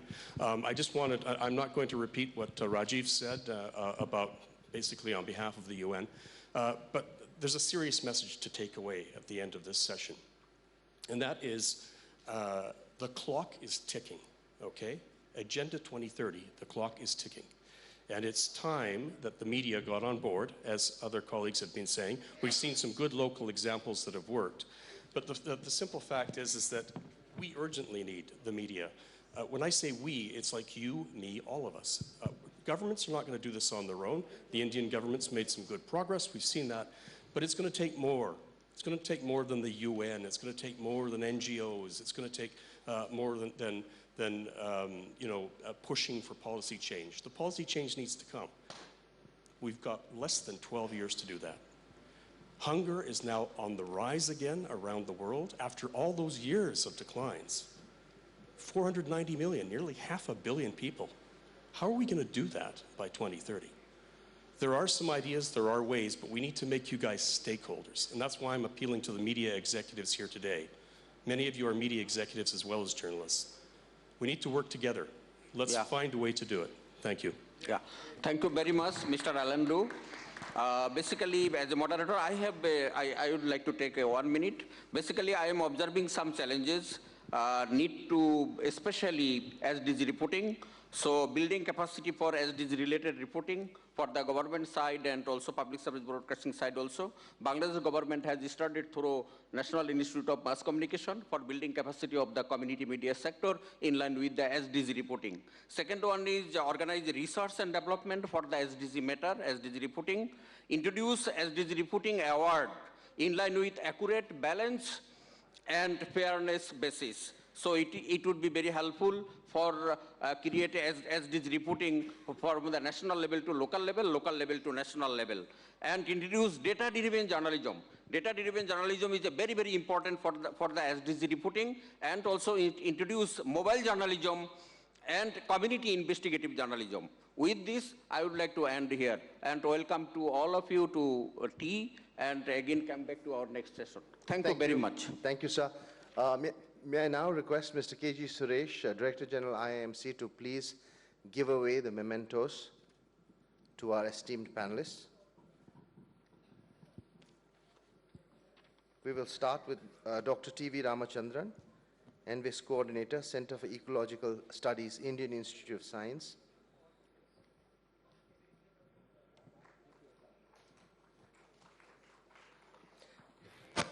Ms. Ramrada Ninada, Chief Development Management Officer, Mei Fah Lung Foundation.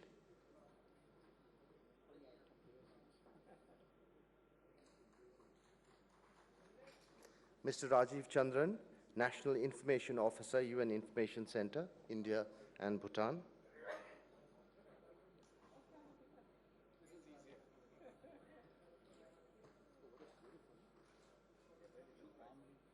Mr. Lee Don-seok, Director, Korea Communications Commission.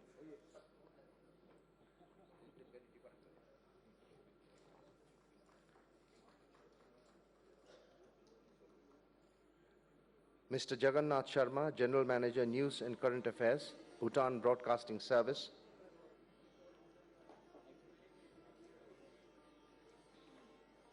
And finally, our own Mr. Rajgopalan Vasudevan.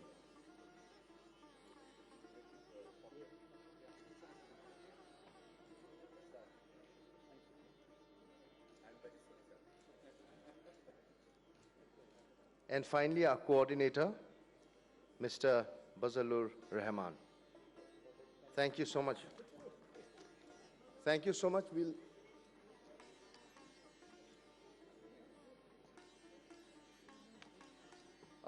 We'll start the next session immediately because, we are running way over time.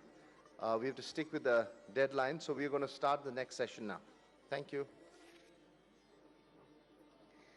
Ladies and gentlemen, we begin the next session. This is a CEO Roundtable, Storytelling and Success of the Media. The definition of successful media has changed a lot in recent years. New media business models, interactive technologies, innovative storytelling techniques, analytical tools, latest game-changing broadcasting developments have made broadcasters rethink their strategy to be more credible and also to have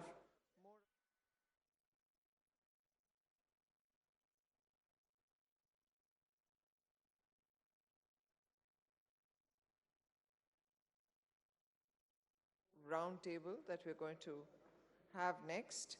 And chairing the session, the coordinator, Dr. Javed Mottagi. Dr. Mottagi is Secretary General of ABU.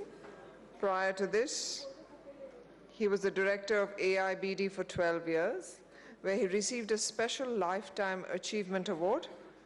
Dr. Mottagi has also been awarded the Elizabeth R. Award for Exceptional Contribution to Public Service Broadcasting. He's also a board member for World Radio and Television Council. I'd like to invite Dr. Javed Mottagi up on stage now.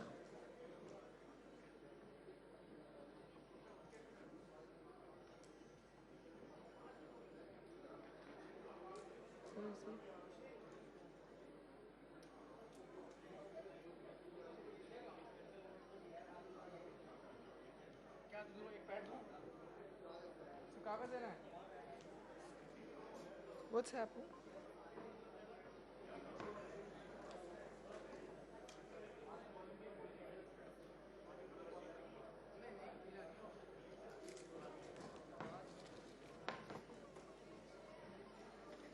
Mr. Javad Mottagi, can I request you to please come up to chair this next session? Ms. Apurva Purohit, President Jagran Group. Mr. Jawahar Goyal, Managing Director, Dish TV SL Group.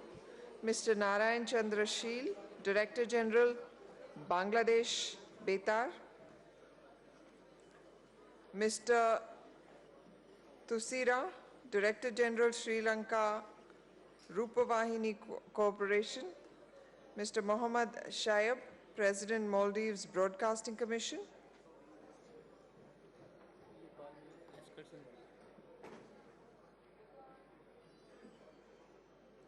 Mr. Jawad Motagi, I'll hand over the mic to you, but before I do that, I want to remind all delegates that the excursion for tomorrow is scheduled to begin at 8:30.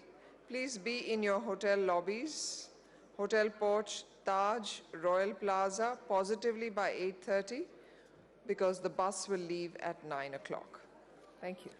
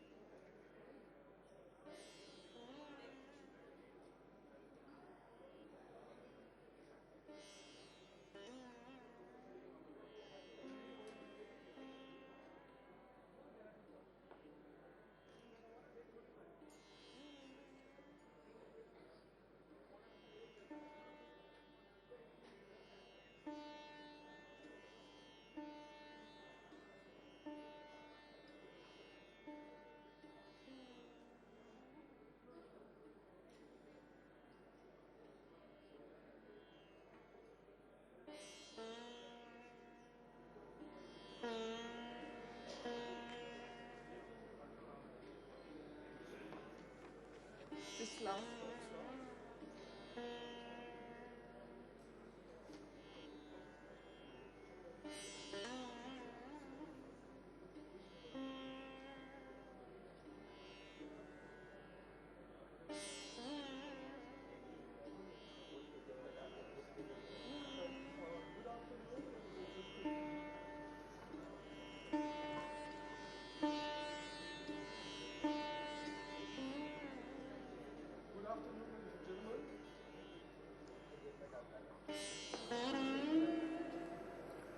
Can I request colleagues to take their seats? We want to start the session.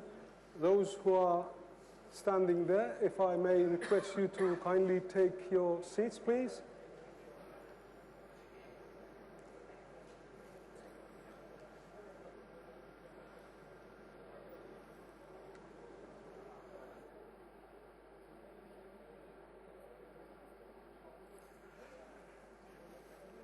Can I request those colleagues who are there to kindly take their seats, please? We want to start the session.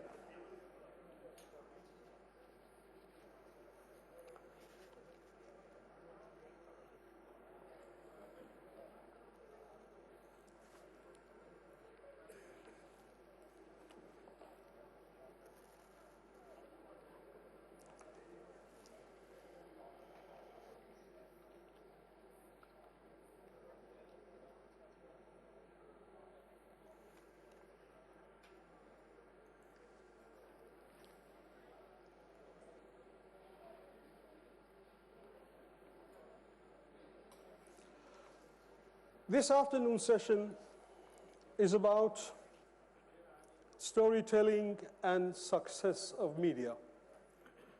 This is going to be a round table discussions.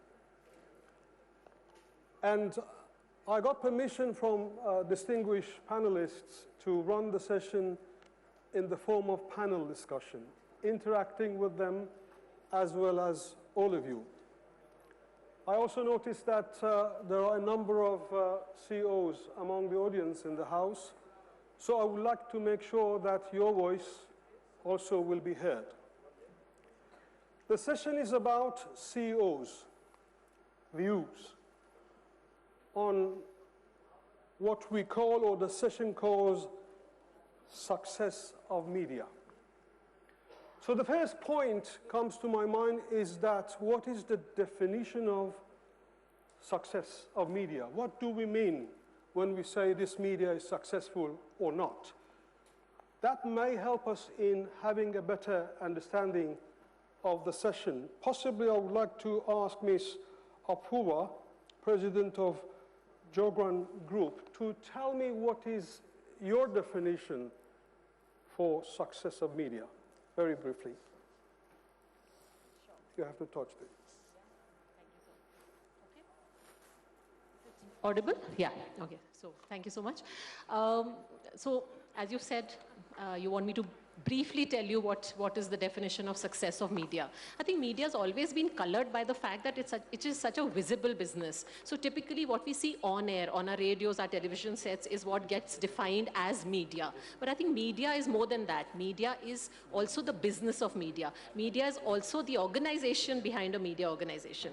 And therefore when I talk about success, it is as good as a success of any business. So are we providing the best value to all our stakeholders? Our stakeholders are our investors, our listeners, our viewers, our employees, our suppliers, and the government. So are we able to add value to them in different dimensions of their life? I would classify a medium being successful if it's able to do that. Okay, I would like to walk and talk, because then I would be part of the audience and I would be in a better position to ask. You said that you want to satisfy all the stakeholders. Are audiences within these stakeholders that you say? Or the stakeholders you mean is the ownership of the station?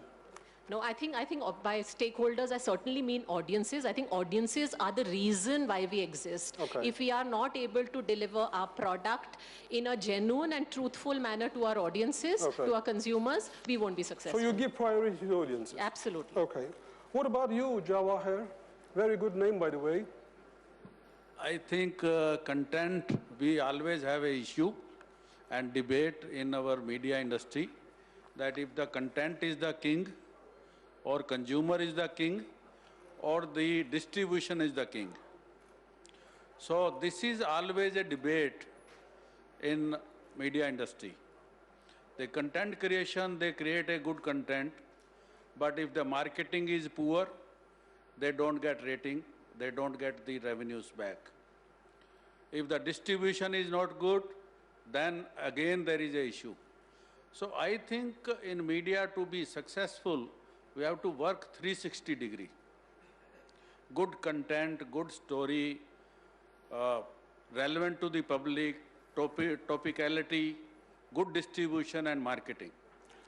So you look at the combination of all aspects of the mandate of media in making the media successful. You used one word, and that was consumers. I will get back to that. Probably there might be disagreement or agreement whether we can call audience consumer or citizens. That is a subject that we have to discuss. Do we want them to consume what we produce as broadcasters, or do we want them to play a role in decision-making process of the society as a citizen? I'll come back to that. I'm sure that there will be a lot of debate on that point.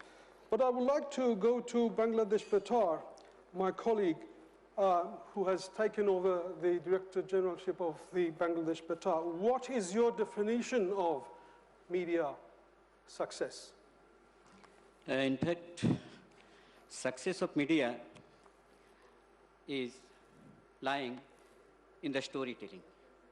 I think when the fruits of any storytelling will reach to the audience actively and they will be benefited, this is the success of media, as per my opinion. And one thing, storytelling is an old phenomenon. As we know, old is gold.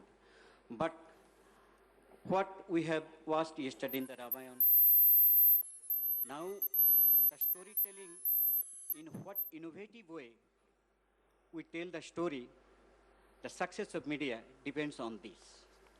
Thanks. Thank you very much.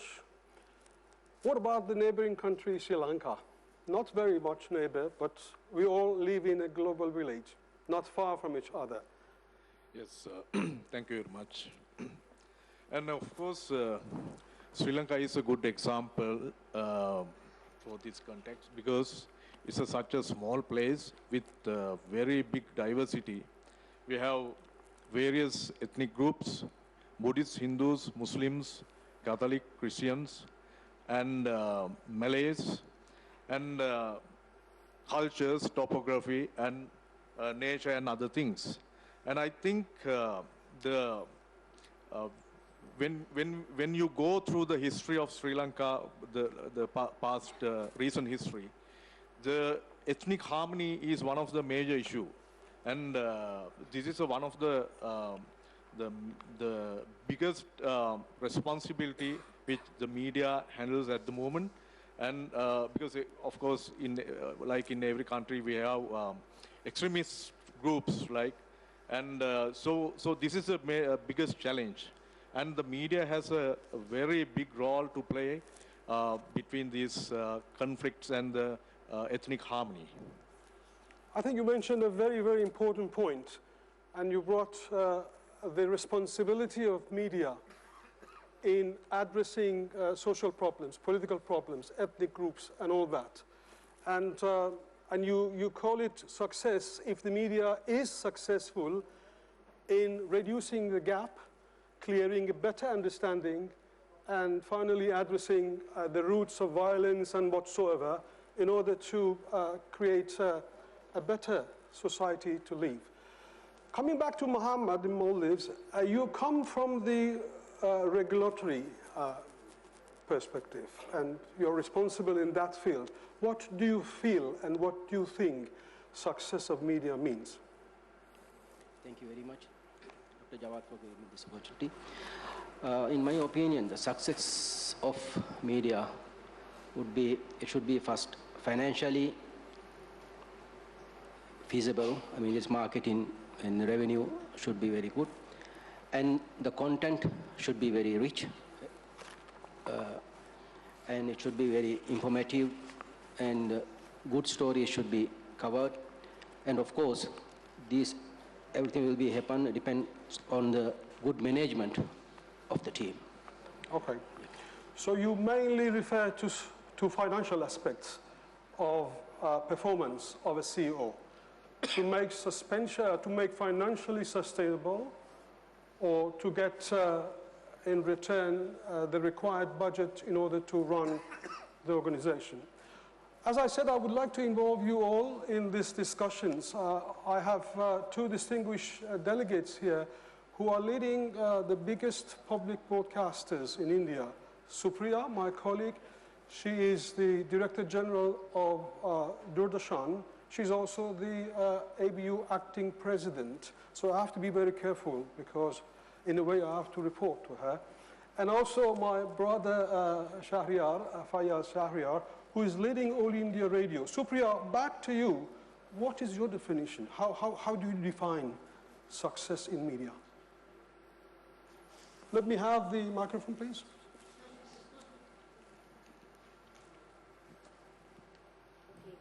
Not working? Okay. Thank you, Jawad.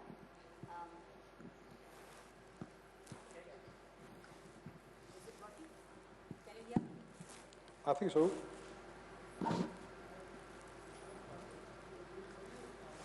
Now? Can we have another microphone, please? Yeah, I think it has come. Now? No.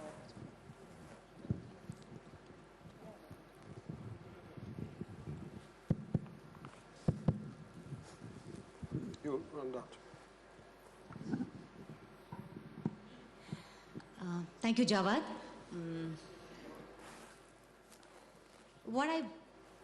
What I'm thinking about this important definition is, let me quote some examples. I think they would explain it better.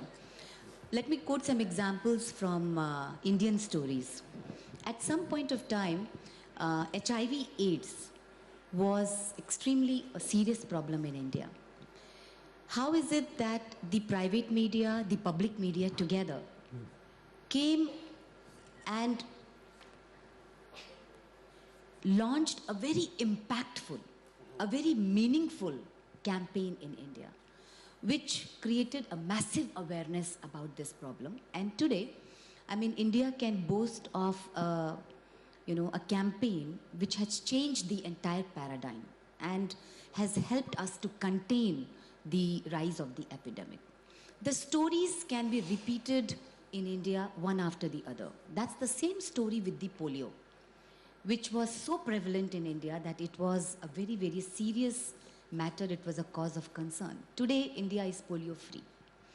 So, to me, I would not define the success of a media by the numbers or the, the average, the kind of number of people who are watching it, the GVLs or the TRPs. I think that would be totally a misnomer. Because a program which promotes superstition, a program which does not promote scientific temper, but promotes superstition and sensationalizes, can become very popular. But can you call it really successful? No. I think the program has to be, the success has to be measured by the fact that the consumer, a person who is at the end of the spectrum, is able to use the information that the media is providing and is able to meaningfully build his or her life and contribute significantly. I would define the success of the media by the way it is impacting the last mile viewer. So you're looking at impact on society, you're looking at awareness building, you're looking at the way that the society could be protected when it comes to difficult situations, HIV/AIDS, one of them, and you're not looking at other measures, like financial aspects of that, but you're looking at the content, as we say, is the king. Okay, before coming back to you, I would like to go back to Ms. Apurva. What do you think about that? While I completely agree with her and say that ultimately success of media is about the impact that it creates at the last mile, I think that was a very powerful statement made by Supriya ji. I would also like to add one more adjective to it, and that is sustainable impact. A medium is successful if it is able to make sustainable impact. To make sustainable impact, you have to be able to constantly drive that change. It's polio once, it's HIV next, it's organ donation the third time.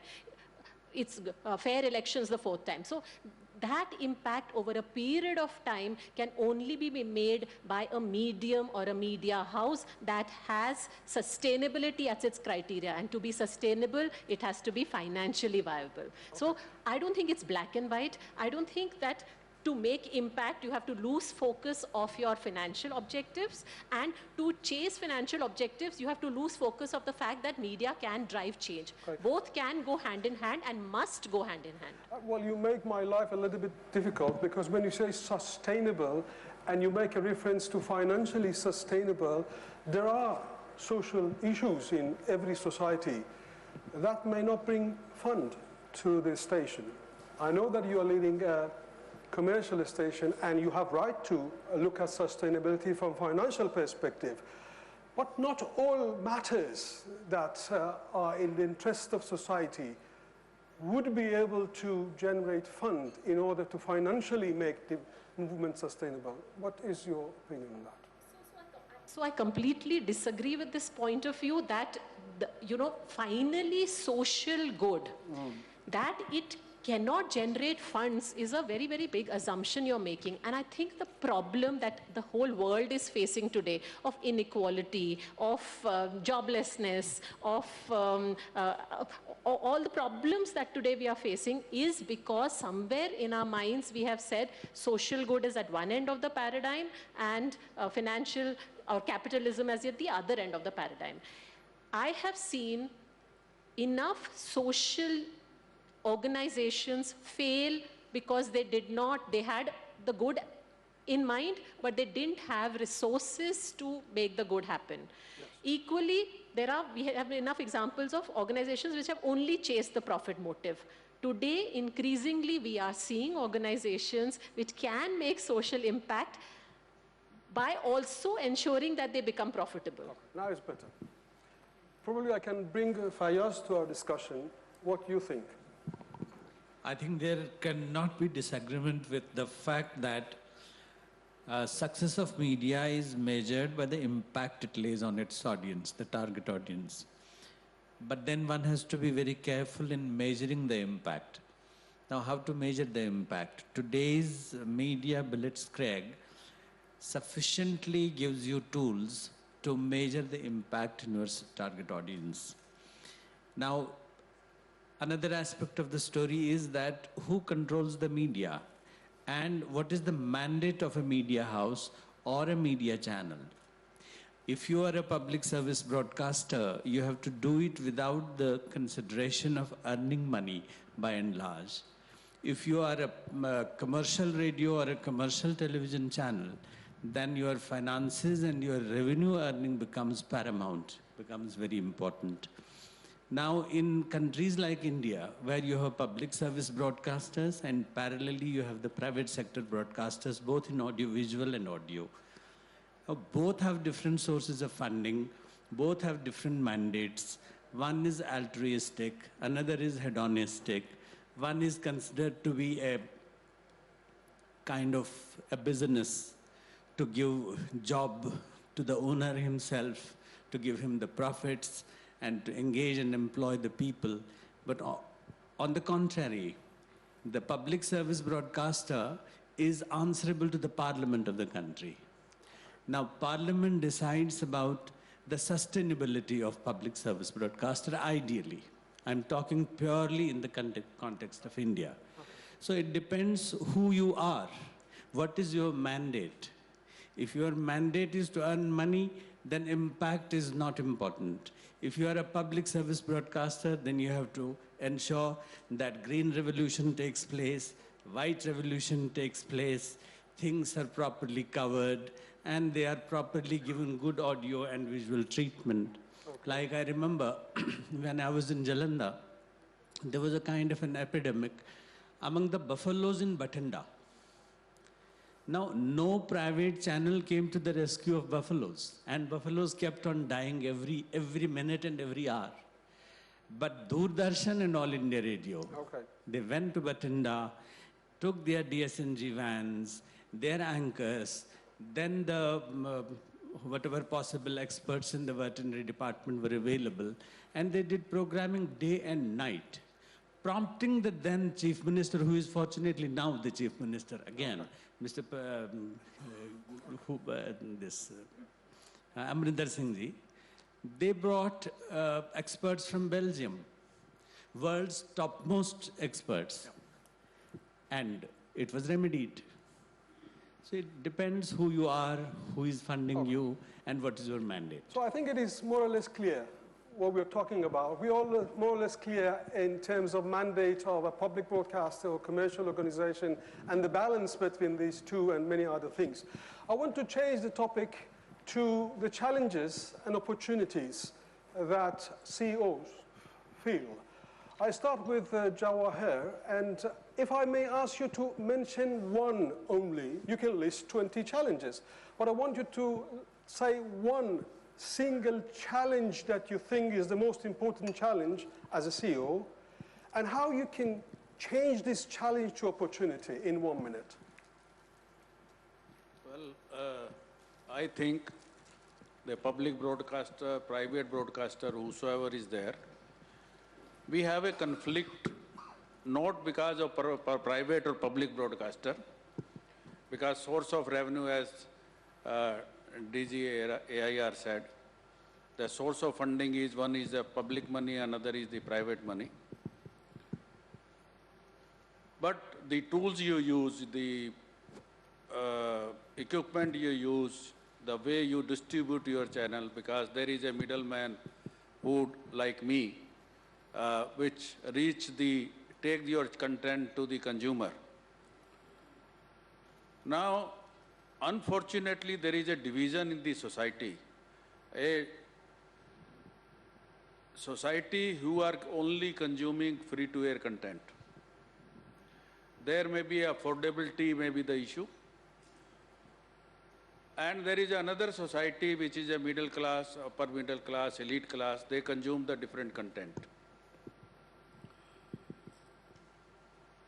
So, that's how the role of the rating agency comes, whether they are there in the villages. Are they counting those numbers? And so the advertisement pie comes in. So there are basically a lot of challenges between the public broadcaster and private broadcaster. But one thing is common, your middle line. That is common for all the media house. When there is not enough revenue to pick up from the consumer or advertiser, then you have to work on middle line. Okay. I give you one example. Currently I'm in charge of a company which is about 30 million household distribution. And we had signed with a conditional access provider.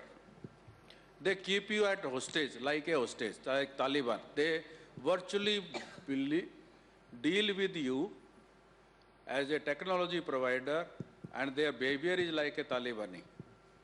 I tell them that you are a Taliban. Then you, as a operator, you have to devise your tools that how to get rid of that Taliban. You are not a White House. You are in business. So you have to devise your own tool to come out with these kind of a problem. And that's how we, at least in my leadership, Dish TV has been able to successful. Thank you. And the global leader, even in the Western world, is also looking my model. Thank you. I want to go back to you. You put an impressive picture on the screen, a child who was homeless. What you think, as a broadcaster, as an artist the same, is the most important challenge of a broadcaster and a CEO? I think the greater public good.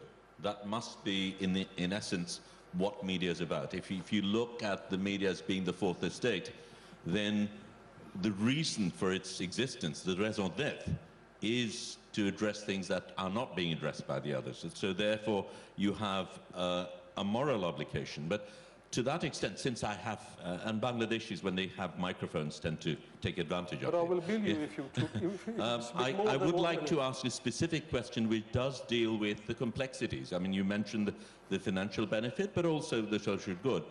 What do you do when you are faced with a quandary? Say, in my country, and I'm sure it's the same in other countries, you have things like Fair and Lovely, a product which is clearly racist and sexist, but it's an advertiser that generates money for you. What do you then do? Do you give away this money? Or do you actually actively play a role in trying to challenge this very damaging statement that this advertiser brings across? Thank you. Do you want to quickly answer, or you keep them for later? Apurva is the right person. Okay. Answer, but I can also answer it. But if it is in 1 second, yeah? Actually, this is a role of the government regulator. Which type of advertisement should go on air? And media cannot sit on the judgment. There can be an internal policy of public broadcaster, and we keep on debating whether the condom ad should be there on the television or not. But we are not, media is not responsible. The regulator has to come in picture. Okay. Well, thank you. David Hua, where are you sitting? ABC Australia, David Hua, is not in the house. Maybe Steve can cover that part. One of the points that one of the panelists mentioned was about ethnic groups and diversity and the responsibility of the responsibility of media in addressing that. Australia is a country, if I'm not mistaken, 75% of the population are born out of Australia, and you have ethnic groups. How do you respond, or what media can do in that society? The traditional way Australia has responded has been through mainstream broadcasting, and some decades ago our government set up a second public government channel called the Special Broadcasting Service to broadcast in all languages that are spoken in Australia. So that was the kind of traditional public response to it, and it's been very successful. In recent years, though, the other factor has come in that migrants to our country, and second-generation migrants can now get their information directly from the broadcasters at home, which has brought in another factor, because while you might stream Doordarshan or listen to Prasar Bharati from India, you won't know what's going on in Australia. You'll only know what's going on back in your home. So it's an interesting mix of responses that are happening, the traditional response and also the new media response through social media and new platforms. Well, thank you. This also takes me back to what our colleagues from SLRC said in the role of media in reducing conflict, ethnic groups and all that. And probably brings me to the topic of extremism and terrorism. And I would like to hear the voice of CEOs. How do you think media could address extremism or terrorism in any given society which such a problem may exist? Any member of the panel wants to take the question, most welcome, or any member of the audience? Okay, you want to take it. 1 minute. I have to bill you more because you had floor last session. But No, I have one question and a comment. But first you have to comment quickly. Okay. Yes, in Bangladesh, basically, very recent, we starting a pilot project regarding countering violent extremism through community radio. And we successfully completed the project, and we found very good result in line with youth mobilization. Because you know, countering violent extremism create a roadblock. There are 3 areas: human rights, sustainable development, and daily life also. So that community people basically very much cooperated that program, and the civil society of the community, law enforcement department, supply side, demand side, they are pleased to attend our program. And we found very useful. Okay. Jawahar. I'll supplement Mr. Rahman that my government, Bangladesh government, has taken zero tolerance to address the extremism.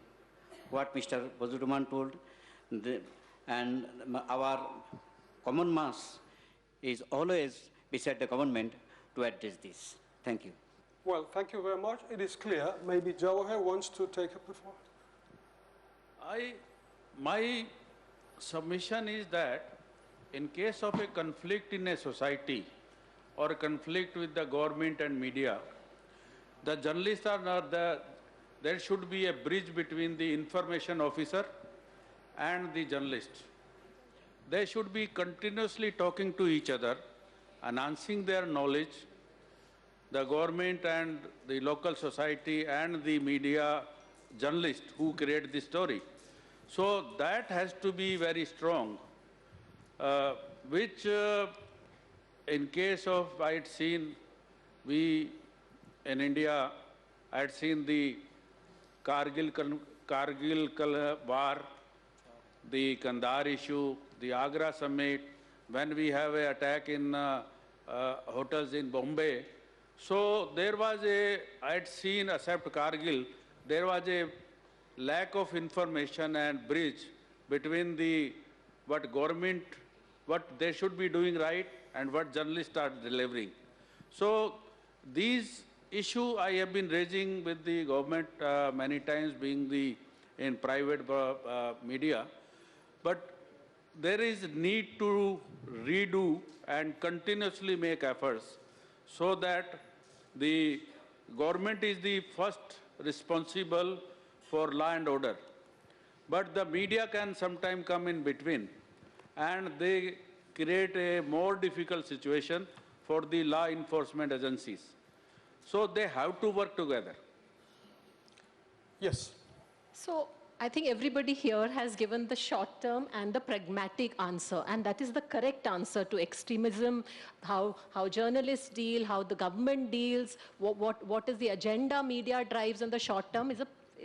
All these answers are correct examples. But I would also like to weigh in not on the pragmatic bit of media as much as also the idealist bit of media.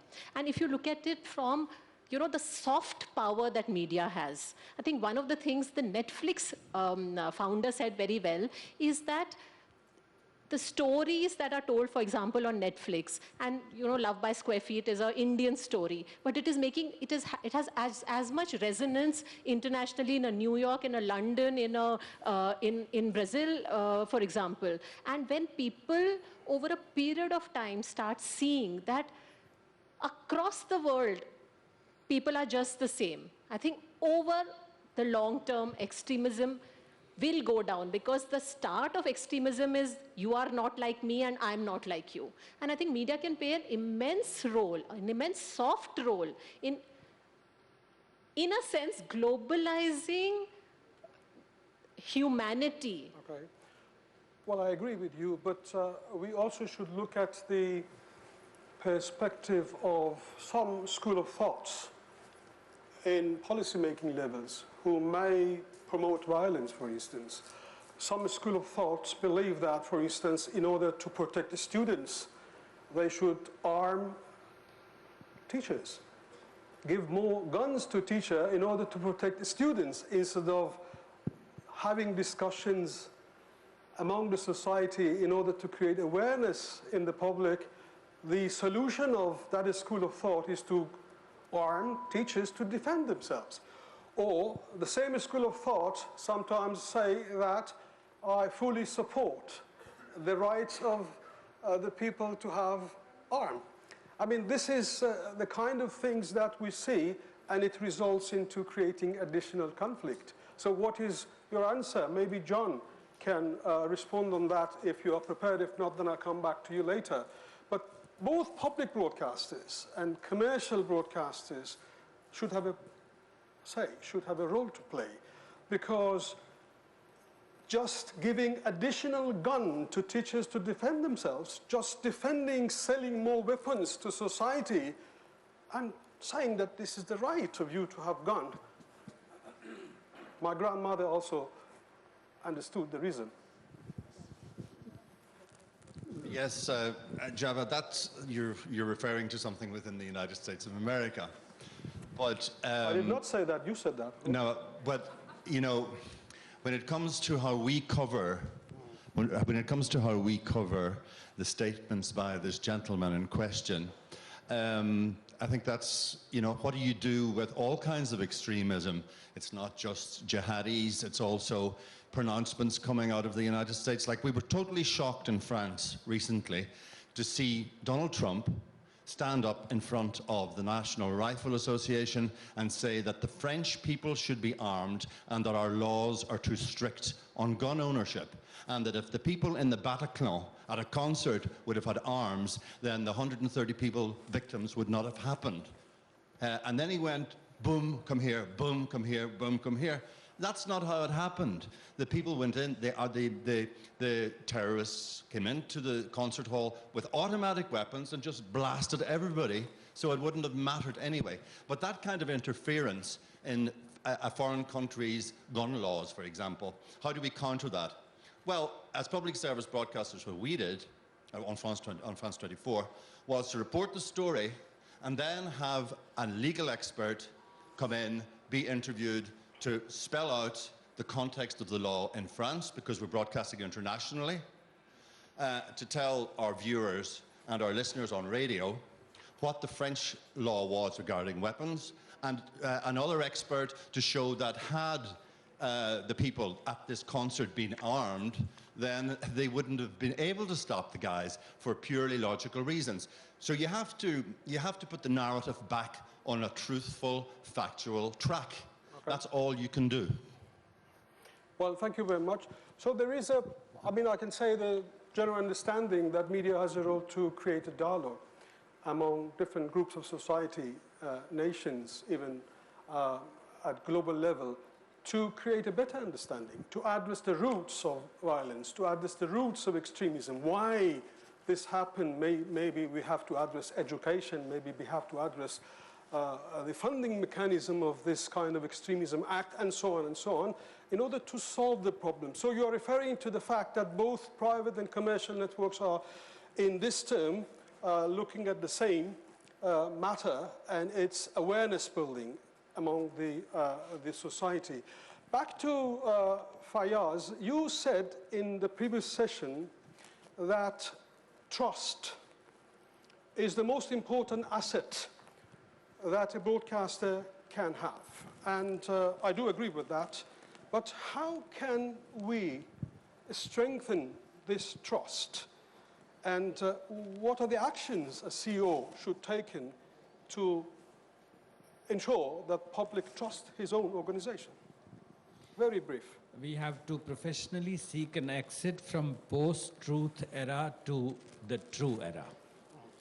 When we migrate from post-truth back to the truth, then we will report as the thing happens. And when we report as the incident happens, without adding or garnishing anything, then we will be trusted by the people who are the asset of a media house or a media organization. Unless we cultivate and recultivate trust, media, channels, organizations, and platforms will become absolutely preposterous. They will continue to exist, but they will have no soul. Okay. Thank you. I think this is an important matter, trust. Without that, media cannot exist, cannot tell the story. No one will believe in stories that we say. Who is in the House who wants to comment on that? What we can do to strengthen building trust with the audience? You want to think more? Back to the stage. Jawahar. I think we have to have patriotic approach first, and the trust comes later. If a journalist he don't love his country, his own people, then the trust will be deficited. Then the true story or bad story or hostile story, then it comes in the later stage. But winning the trust of public also depends on the impartiality, the independence of media, the courage of media to do investigative journalism, for instance, the courage of media to address issues in an independent, accurate, and impartial manner. And sometimes this may go against the will of stakeholders, be it a private sector, be it a private person, or be it whoever. Or at global level, we see what sometimes happens on this. So how do you address that? Maybe you can take hold. But you have to bring the microphone closer. I think, trust is not something that you can go out and say, please trust me, and people start trusting you. It's also not a button that you can switch on and off, right? Trust is something that you would have built over decades and years of running a fair and impartial media vehicle.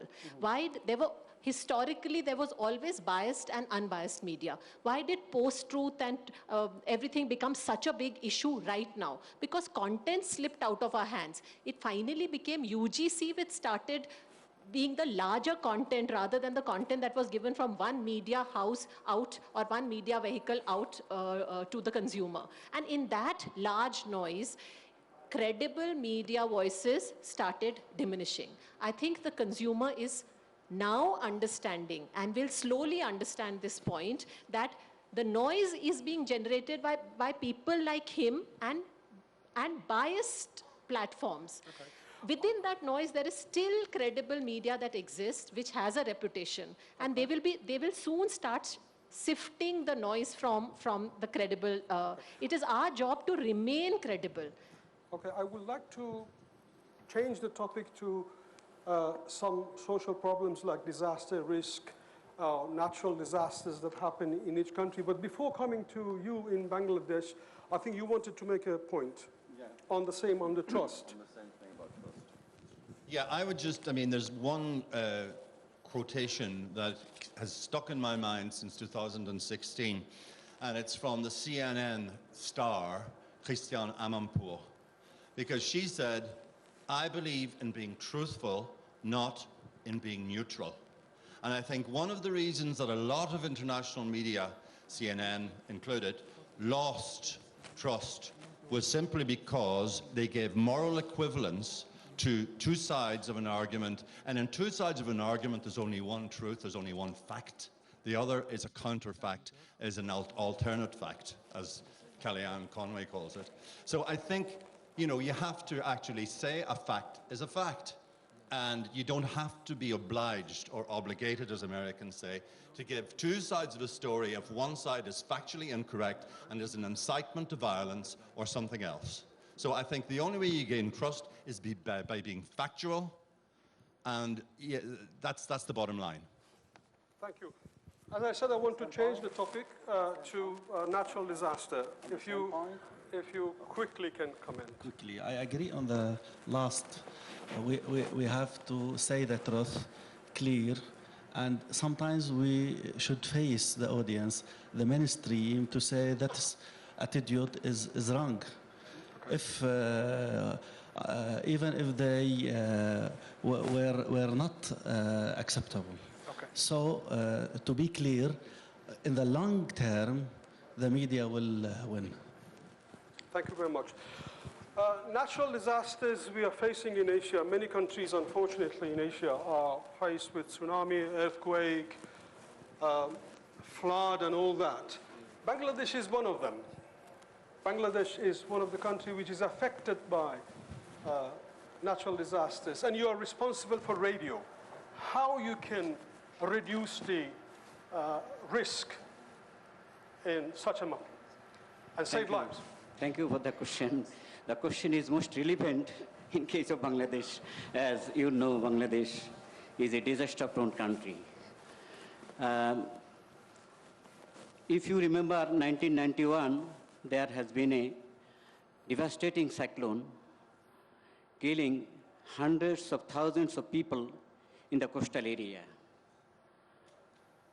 Then I was deputed in Chittagong Radio. There was no so modern techniques to be applied, or our meteorological department have also had a less information. For that why hundreds of thousands of people died in that catastrophe. But after they are getting sensitive, soon after that 1991, another catastrophe was held, and the casualty, number of casualty lessened. In 2007, the number of casualty lessened more. Nowadays, if any devastating, any cyclone is hit, our government and our media is so active to broadcast the news throughout the night and throughout the day to aware the situation to the people of the coastal region, and especially to the fishermen, and they can take shelter in that cyclone shelter center built by the government. For that why now the casualty number is 0. Okay. So I will say Bangladesh Betar and other media like community radio are playing a vital role in addressing this situation, and we are airing the program not only that in the national language, but in the language to the who understandable to the local people. That means regional people. We air always the weather bulletins. So they, so they could take shelter, and the number of casualties now is 0. So as the CEO, actually you and all CEOs have important role to look at the disasters before happens, during the disaster, and after disaster, with a view to reduce the number of casualties and save lives. And Maldives is also threatened. Sri Lanka is also threatened by disasters, natural disasters. Any suggestion in that respect? Muhammad. Yeah, thank you very much. Maldives also, as you mentioned, faced in the 2005 Asian tsunami, and almost half of the islands were washed away. And unfortunately that day, all the radio signals were also off that day because most of the islands, they were using electricity and some transmitters were there. But due to the flood, all the electricity went off in most of the islands. So most of them didn't know what had happened actually in the day. And the capital lost the connection, and the mobile phone system was also down the whole day. So we lost the communication of all the Maldives. So it took at least 48 hours to get back to to communicate with others. Since he mentioned that he lost communication with islands, probably I can just in parenthesis says that ABU, Asia Pacific Broadcasting Union, initiated a laptop. We call it radio in a box. And this radio in a box is just a portable laptop. And that is for disaster risk reduction, meaning that when there's no electricity, you can use that for hours, informing public what has to be done in order to reduce casualties. So a lot of this is registered on the UNESCO, and ABU has built it, and very, very modest amount of money is just the cost of a laptop, how to change it to a FM radio station to use it in such a matter, in such an incident. Sri Lanka also was affected badly by disaster, and I'm sure that you can. Well, after the tsunami in 2004, we didn't get much disasters since then. But last year we had floods in Colombo and suburbs, and actually we have a separate ministry called Ministry of Natural Disasters, and they have trained outside of Sri Lanka, and we are well equipped now. And the people also, they are aware about the natural disasters, and there's a big role done by the Ministry of Natural Disasters. And I think we are able to handle any sort of disasters by now. And it has minimized a lot at this moment. Thank you very much. That brings me to the role of social media. The role of social media in all aspects. Is it a competitor to public broadcasters or commercial broadcasters, or supplement and complement both? Can we have the views from commercial network first? So as part of my portfolio at Jagran, I handle the digital piece, I handle radio, I handle print, I handle outdoor activation. So I have a kind of a holistic view of all media. I will speak from both the consumer and from the advertiser, from whom, commercially we make our money. And I think increasingly the advertiser is asking us for 360 and larger solutions. They want digital solutions as well as radio solutions, as well as outdoor solutions and print solutions, all to be packaged together. The reason they're doing this is because the consumer has become a 360 consumer. We cannot, while we would like to say he is a TV viewer and pretend in our minds that TV viewer is exclusive of the radio listener, is exclusive of the print reader. It's actually the same person. And how much time he interacts with all our media will define how much time the advertiser is willing to pay us to get that audience for himself. So I would say that all media in a sense are complementary to each other, especially in a country like India, where media consumption still, as is the rest of the consumption story, still 1/3 of global averages. Still media consumption has to go up, and that will go up when the interaction of the consumer with all media increases both in width and in depth. So in that sense, it's very complementary. Specifically social media, I think all of us use social media as marketing platforms for our own vehicles, as well as yet another opportunity to reach out to our consumer, whether it is to build our own brands or build the brands of our consumer, of our advertisers. I will stick with the topic of social media, but because she mentioned twice consumer, I would like to challenge that. Do you really believe that audience is consumer or citizen? Do we really believe that we have to make him consume the goods that we produce and buy the ones that we say and wear the dress that we advertise and just spend money on the things that we tell him to spend, or we want him to involve him in decision-making of the process of the country, of the society? Do we call him citizen or consumer? I don't want to spend too much time on that because we have got 1 or 2 more agenda and just a limited time. But I go back to social media. Is there any comment from the floor on this particular matter? Citizen. Citizen. Journalism is always associated with citizenship. Okay. The idea of journalism is always associated with citizenship. Idea of citizenship. Okay. Citizen can be consumer, but generally, consumers never behave like a citizen. Okay. Do you agree They are with only interested in their own consumption. Do you agree with him? Hands up. Okay. Do you agree that audience is consumers? Hands up. Honestly, I see more hands in the first question. Without looking at, I call it guided democracy. I don't like that. So anyway, that is, I just wanted to share this perspective that we broadcasters keep on saying consumers. And that could be a topic. I mean, who consumes?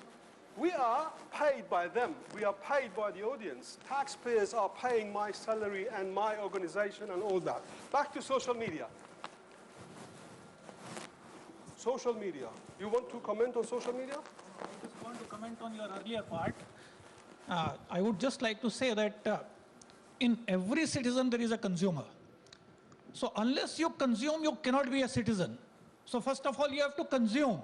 Now, whether you consume commercially or you consume socially, it depends upon the facts and circumstances. And I tend to agree with Ms. Apurva when she says that a person, suppose when I am in the home, I am consuming television. I am taking television as a source for the information that is coming to me. The moment I step out my home, I sit in my car, then I switch on the radio.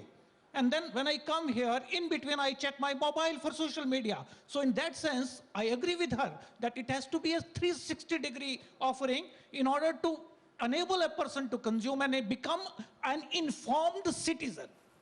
Well, this is a good topic for discussions in future. And the good thing about discussions and such discussions is that sometimes we can say we agree on disagreement. And we take the discussions forward. But the most important thing is that we have to talk together and understand each other. Back to social media. You wanted to say something about social media. I want to change the topic to social media because we talked about consumers. You want to say something about? Okay. Steve. So I have to use this. Okay, thank you very much. Battery is gone. Steve, you are very much into social media. What is your opinion in reaching the public for both public broadcasters and commercial networks using all platforms? And this is, again, a challenge and opportunity for CEOs. Yeah, look, my experience working with all sorts of media is that these days, if we ignore social media, then we're dead because there's a big audience there. And there's a big contributor to programming there too. In fact, it gets back to that question you asked of consumer or audience. I think these days we're making programs with our audience via social media. So maybe that's another word that's a different word from consumer or audience. But it's absolutely in the mix, and it's really important both for engaging, finding out what the audience wants us to talk about, and also growing the audience and getting revenue. We have 5 more minutes, and I don't want to exceed the time limit. I would like to put one question. Our task as CEOs is to remain relevant. Supriya, what do you think could be the most important strategic action in keeping media relevant? And what do we mean by relevant is clear. Jawad, it's very interesting to hear all these discussions. What I wanted to say was that as a public service broadcaster, or as an administrator and having spent long years in broadcasting, I have seen that when it comes to talking about or making programs for people who do not belong to a certain strata or a society, or say, let's say clearly, if we talk about people who are poor, who are not empowered, we tend to think that let's serve, whatever they will just consume or they will just take it. I think we don't have to really think like that now. If we have to be relevant, we can't compromise on the quality of programming. Even in the public service broadcasting, we have to make sure that just because they are poor or just because they are marginalized, it's not that we can, serve anything that we would like to serve. So in order to be relevant, we need to make sure that the programs are impactful, compelling, and of as high quality programming as you would serve to anybody who is much more empowered than them. Thank you. Well, we did not, is there any comment on future strategies in remaining relevant? We did not touch very much digital issues, going digital. But from the regional perspective, we at the ABU, we feel that there is a digital gap in the region. In our membership of ABU with 280 members in 69 countries covering 3.5 billion audiences, we feel one of the big challenges that CEOs have is how to bridge or reduce I have to use my eyes. How we can, thank you very much, they give us a little bit more time. Thank you. A big hand to the organizer. They give us a bit more. Give me a cue. So I'll get back to the question.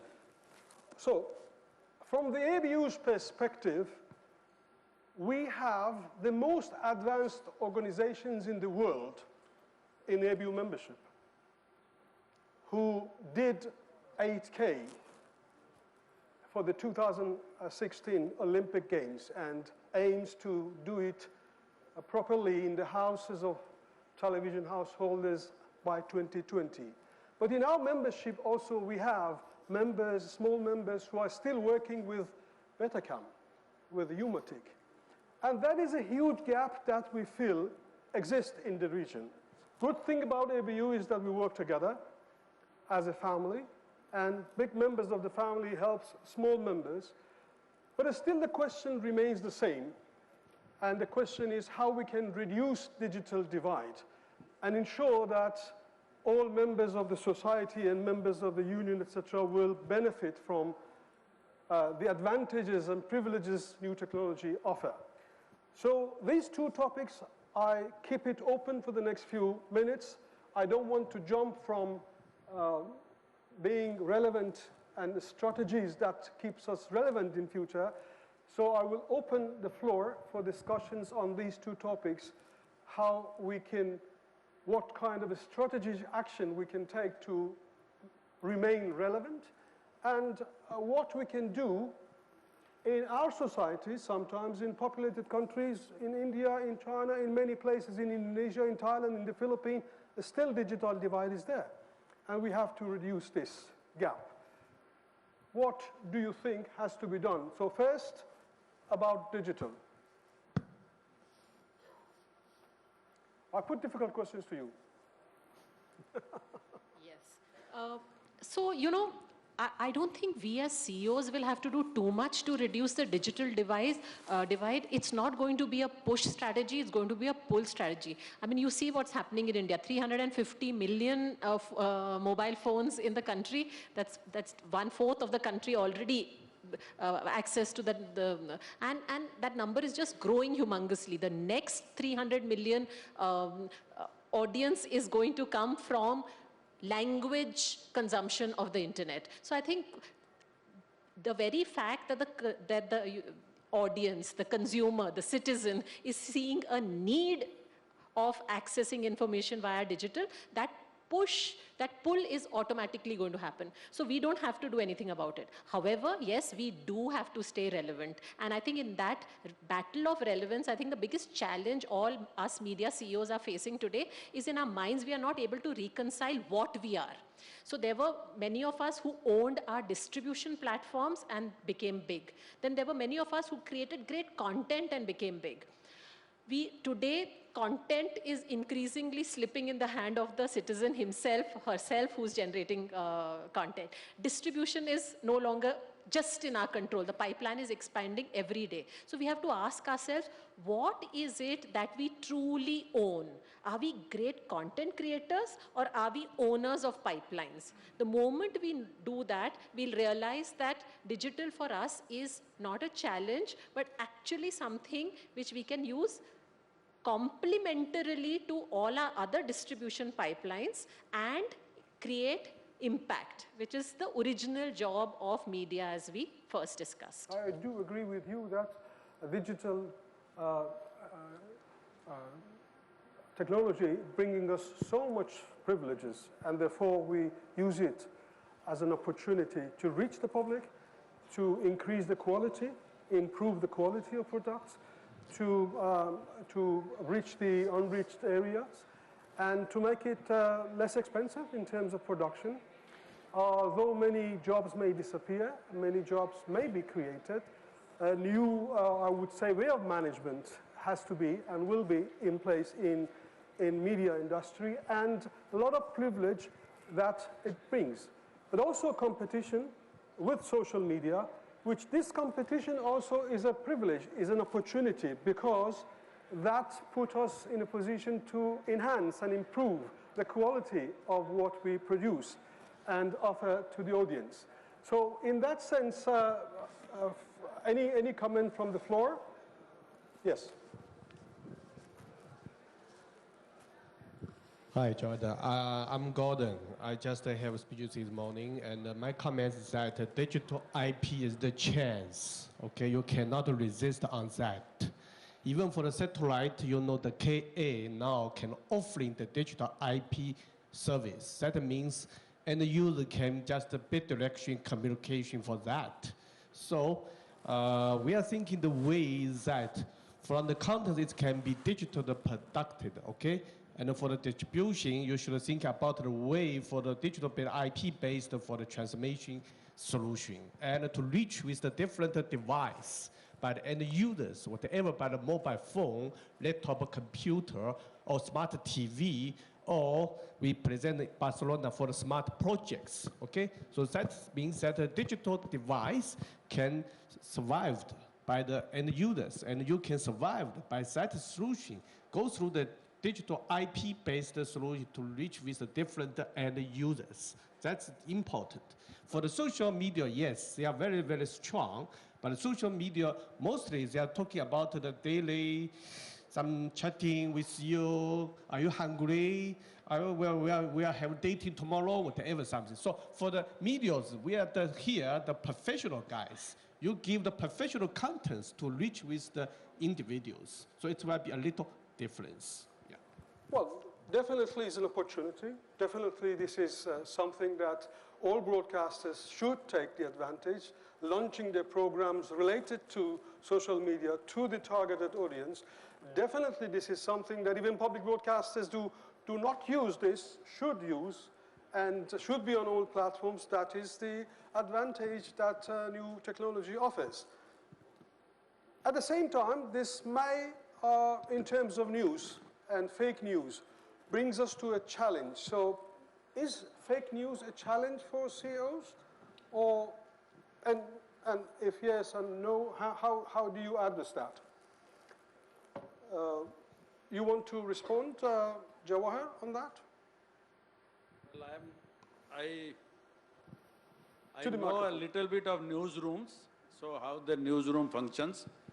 But fake news should not have a room, any place in the society, because the fake news only create a sensation and nothing else. But I will come back to a little bit of that previous question of digital media. We are in our region. We follow certain religious belief, and that's how our content code is created. Content code is created based on the how if we can watch a television or listen to a radio with your children's, your grandchildren's or your parents.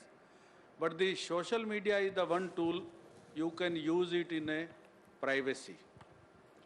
So, and using this content, mostly I think there was a study, the bold content is consumed through the internet medium. So we have in the society, even the broadcaster or the content creator, they have to match the content code which is regulated by the government. And through IP, when the content comes, then there is hardly any regulation. That's right. So these both things has to match sometime, later or sooner. That's right. I agree with you. We touched many matters, but human resources is at the center of our radio, television, commercial, public broadcasters. And innovative human resources is what we need. I would like to hear from the floor and the panelists, what is your views? Because all depends on quality, innovative programs and content that we deliver, and all depends on the human resource we have within the organization and the kind of investment that we put on that human resources, on training, on enhancing and improving the ability of human resources to be innovative. I always say that we broadcasters, we have to recruit the most innovative people for the organization. We don't want cameraman, we want the best cameraman. We don't want to recruit producer, we want to recruit the best producer, the innovative producer. And so I wanted to put in the discussions that human resource development remains a very important challenge for CEOs and for the future sustainability of the media. We have 2-3 more minutes, and that is still keeps us on social media. Steve, you are one of the colleagues who are very much active in social media, and I want to hear your voice as well. Yeah, well, picking up what I said before and listening to the comments, the one thing I would add on social media is that I think some moderation is needed, and we have newsrooms, we have journalists who are used to checking and fact-checking and moderating. When social media first came up, we didn't think about that, but now it's clear that we need it. In fact, just as we were talking, I was logging into a new platform. I got a message about it called Kalio, and they claim to be a platform that moderates social media and shows you the for and against arguments. And I was just exploring it because of the topic. So I think we need that. I think CEOs probably have to consider who in their newsrooms are the existing people who can tackle social media moderation, and then who are the new human resources, as you said, who can come in and take it further. Thank you very much. Before I close the session, I would like to give a final 30-second opportunity to each panelist to say the most important part of the discussions or what they want to say in terms of CEO's role in 30 seconds. We start from Muhammad. Thank you very much. I must say that for the success of the media, we have to, first of all, to see the organization is financially feasible and marketing, and the content should be very much rich to the listeners or the viewers. Thank you very much. I'd like to use my 30 seconds to go back to the original topic of this panel, which was storytelling, and to reiterate or underline the fact that storytelling is important not only on air and on radio and television and on digital, what we do, but equally storytelling is a very, very important facet of how we interact with our employees as far as HR is concerned. How do we interact with our brand consumers, with our advertisers, and indeed with all our stakeholders. However, the challenge for each and every CEO, media CEO today, is how do you ensure the stories are relevant, are genuine, and are based on facts. Excellent. Even fiction needs to have an imagined reality. And how good are we at creating that imagined reality will decide the success of media vehicles. Excellent. Thank you. How do you want to use your 30 seconds? Jawahar, your 30 seconds. You have 20 seconds now. Sorry, I missed out. The most important factor that you want to say in 20 seconds, now 19 seconds. I think I will again reiterate that the middle line is more important for to be successful, and the divide between the different set of viewer. Excellent. We have to bridge that. Thank you very much. Thank you. Your 30 seconds. Let me add something I missed. The media responsibility on ethnic harmony. There's a very good example. A few weeks ago, there was ethnic unrest in Sri Lanka, in Kandy area. So we all got together, all the media institutions, and make a deal not to show any violent things, you know, like burning houses, burning shops, and religious places. And the government was able to control within 2 days the whole situation. Great. Your 30 seconds. Innovative storytelling techniques should be developed for betterment of the common people, and it should be reached to the grassroots level. Thank you. Thank you. Please join me in giving a big thanks to Harun. And thank you very much.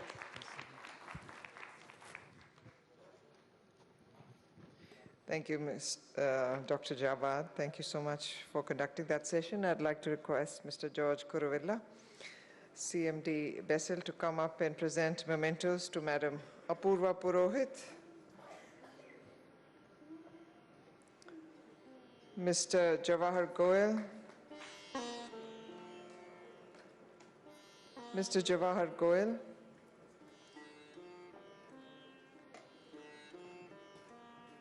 Mr. Narayan Chandrashil,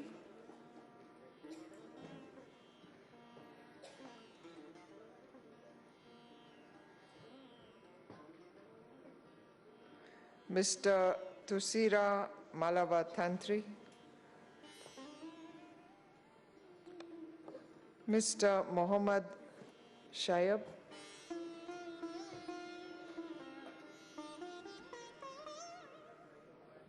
and of course our coordinator, Dr. Javad Motagi. Thank you so much, sir. Ladies and gentlemen, I'd like to request that all of you remain in your places. We have the closing ceremony coming up. The minister should be here shortly. The dais will be cleared and we'll get on with the closing ceremony. So please remain where you are, and we'll start shortly.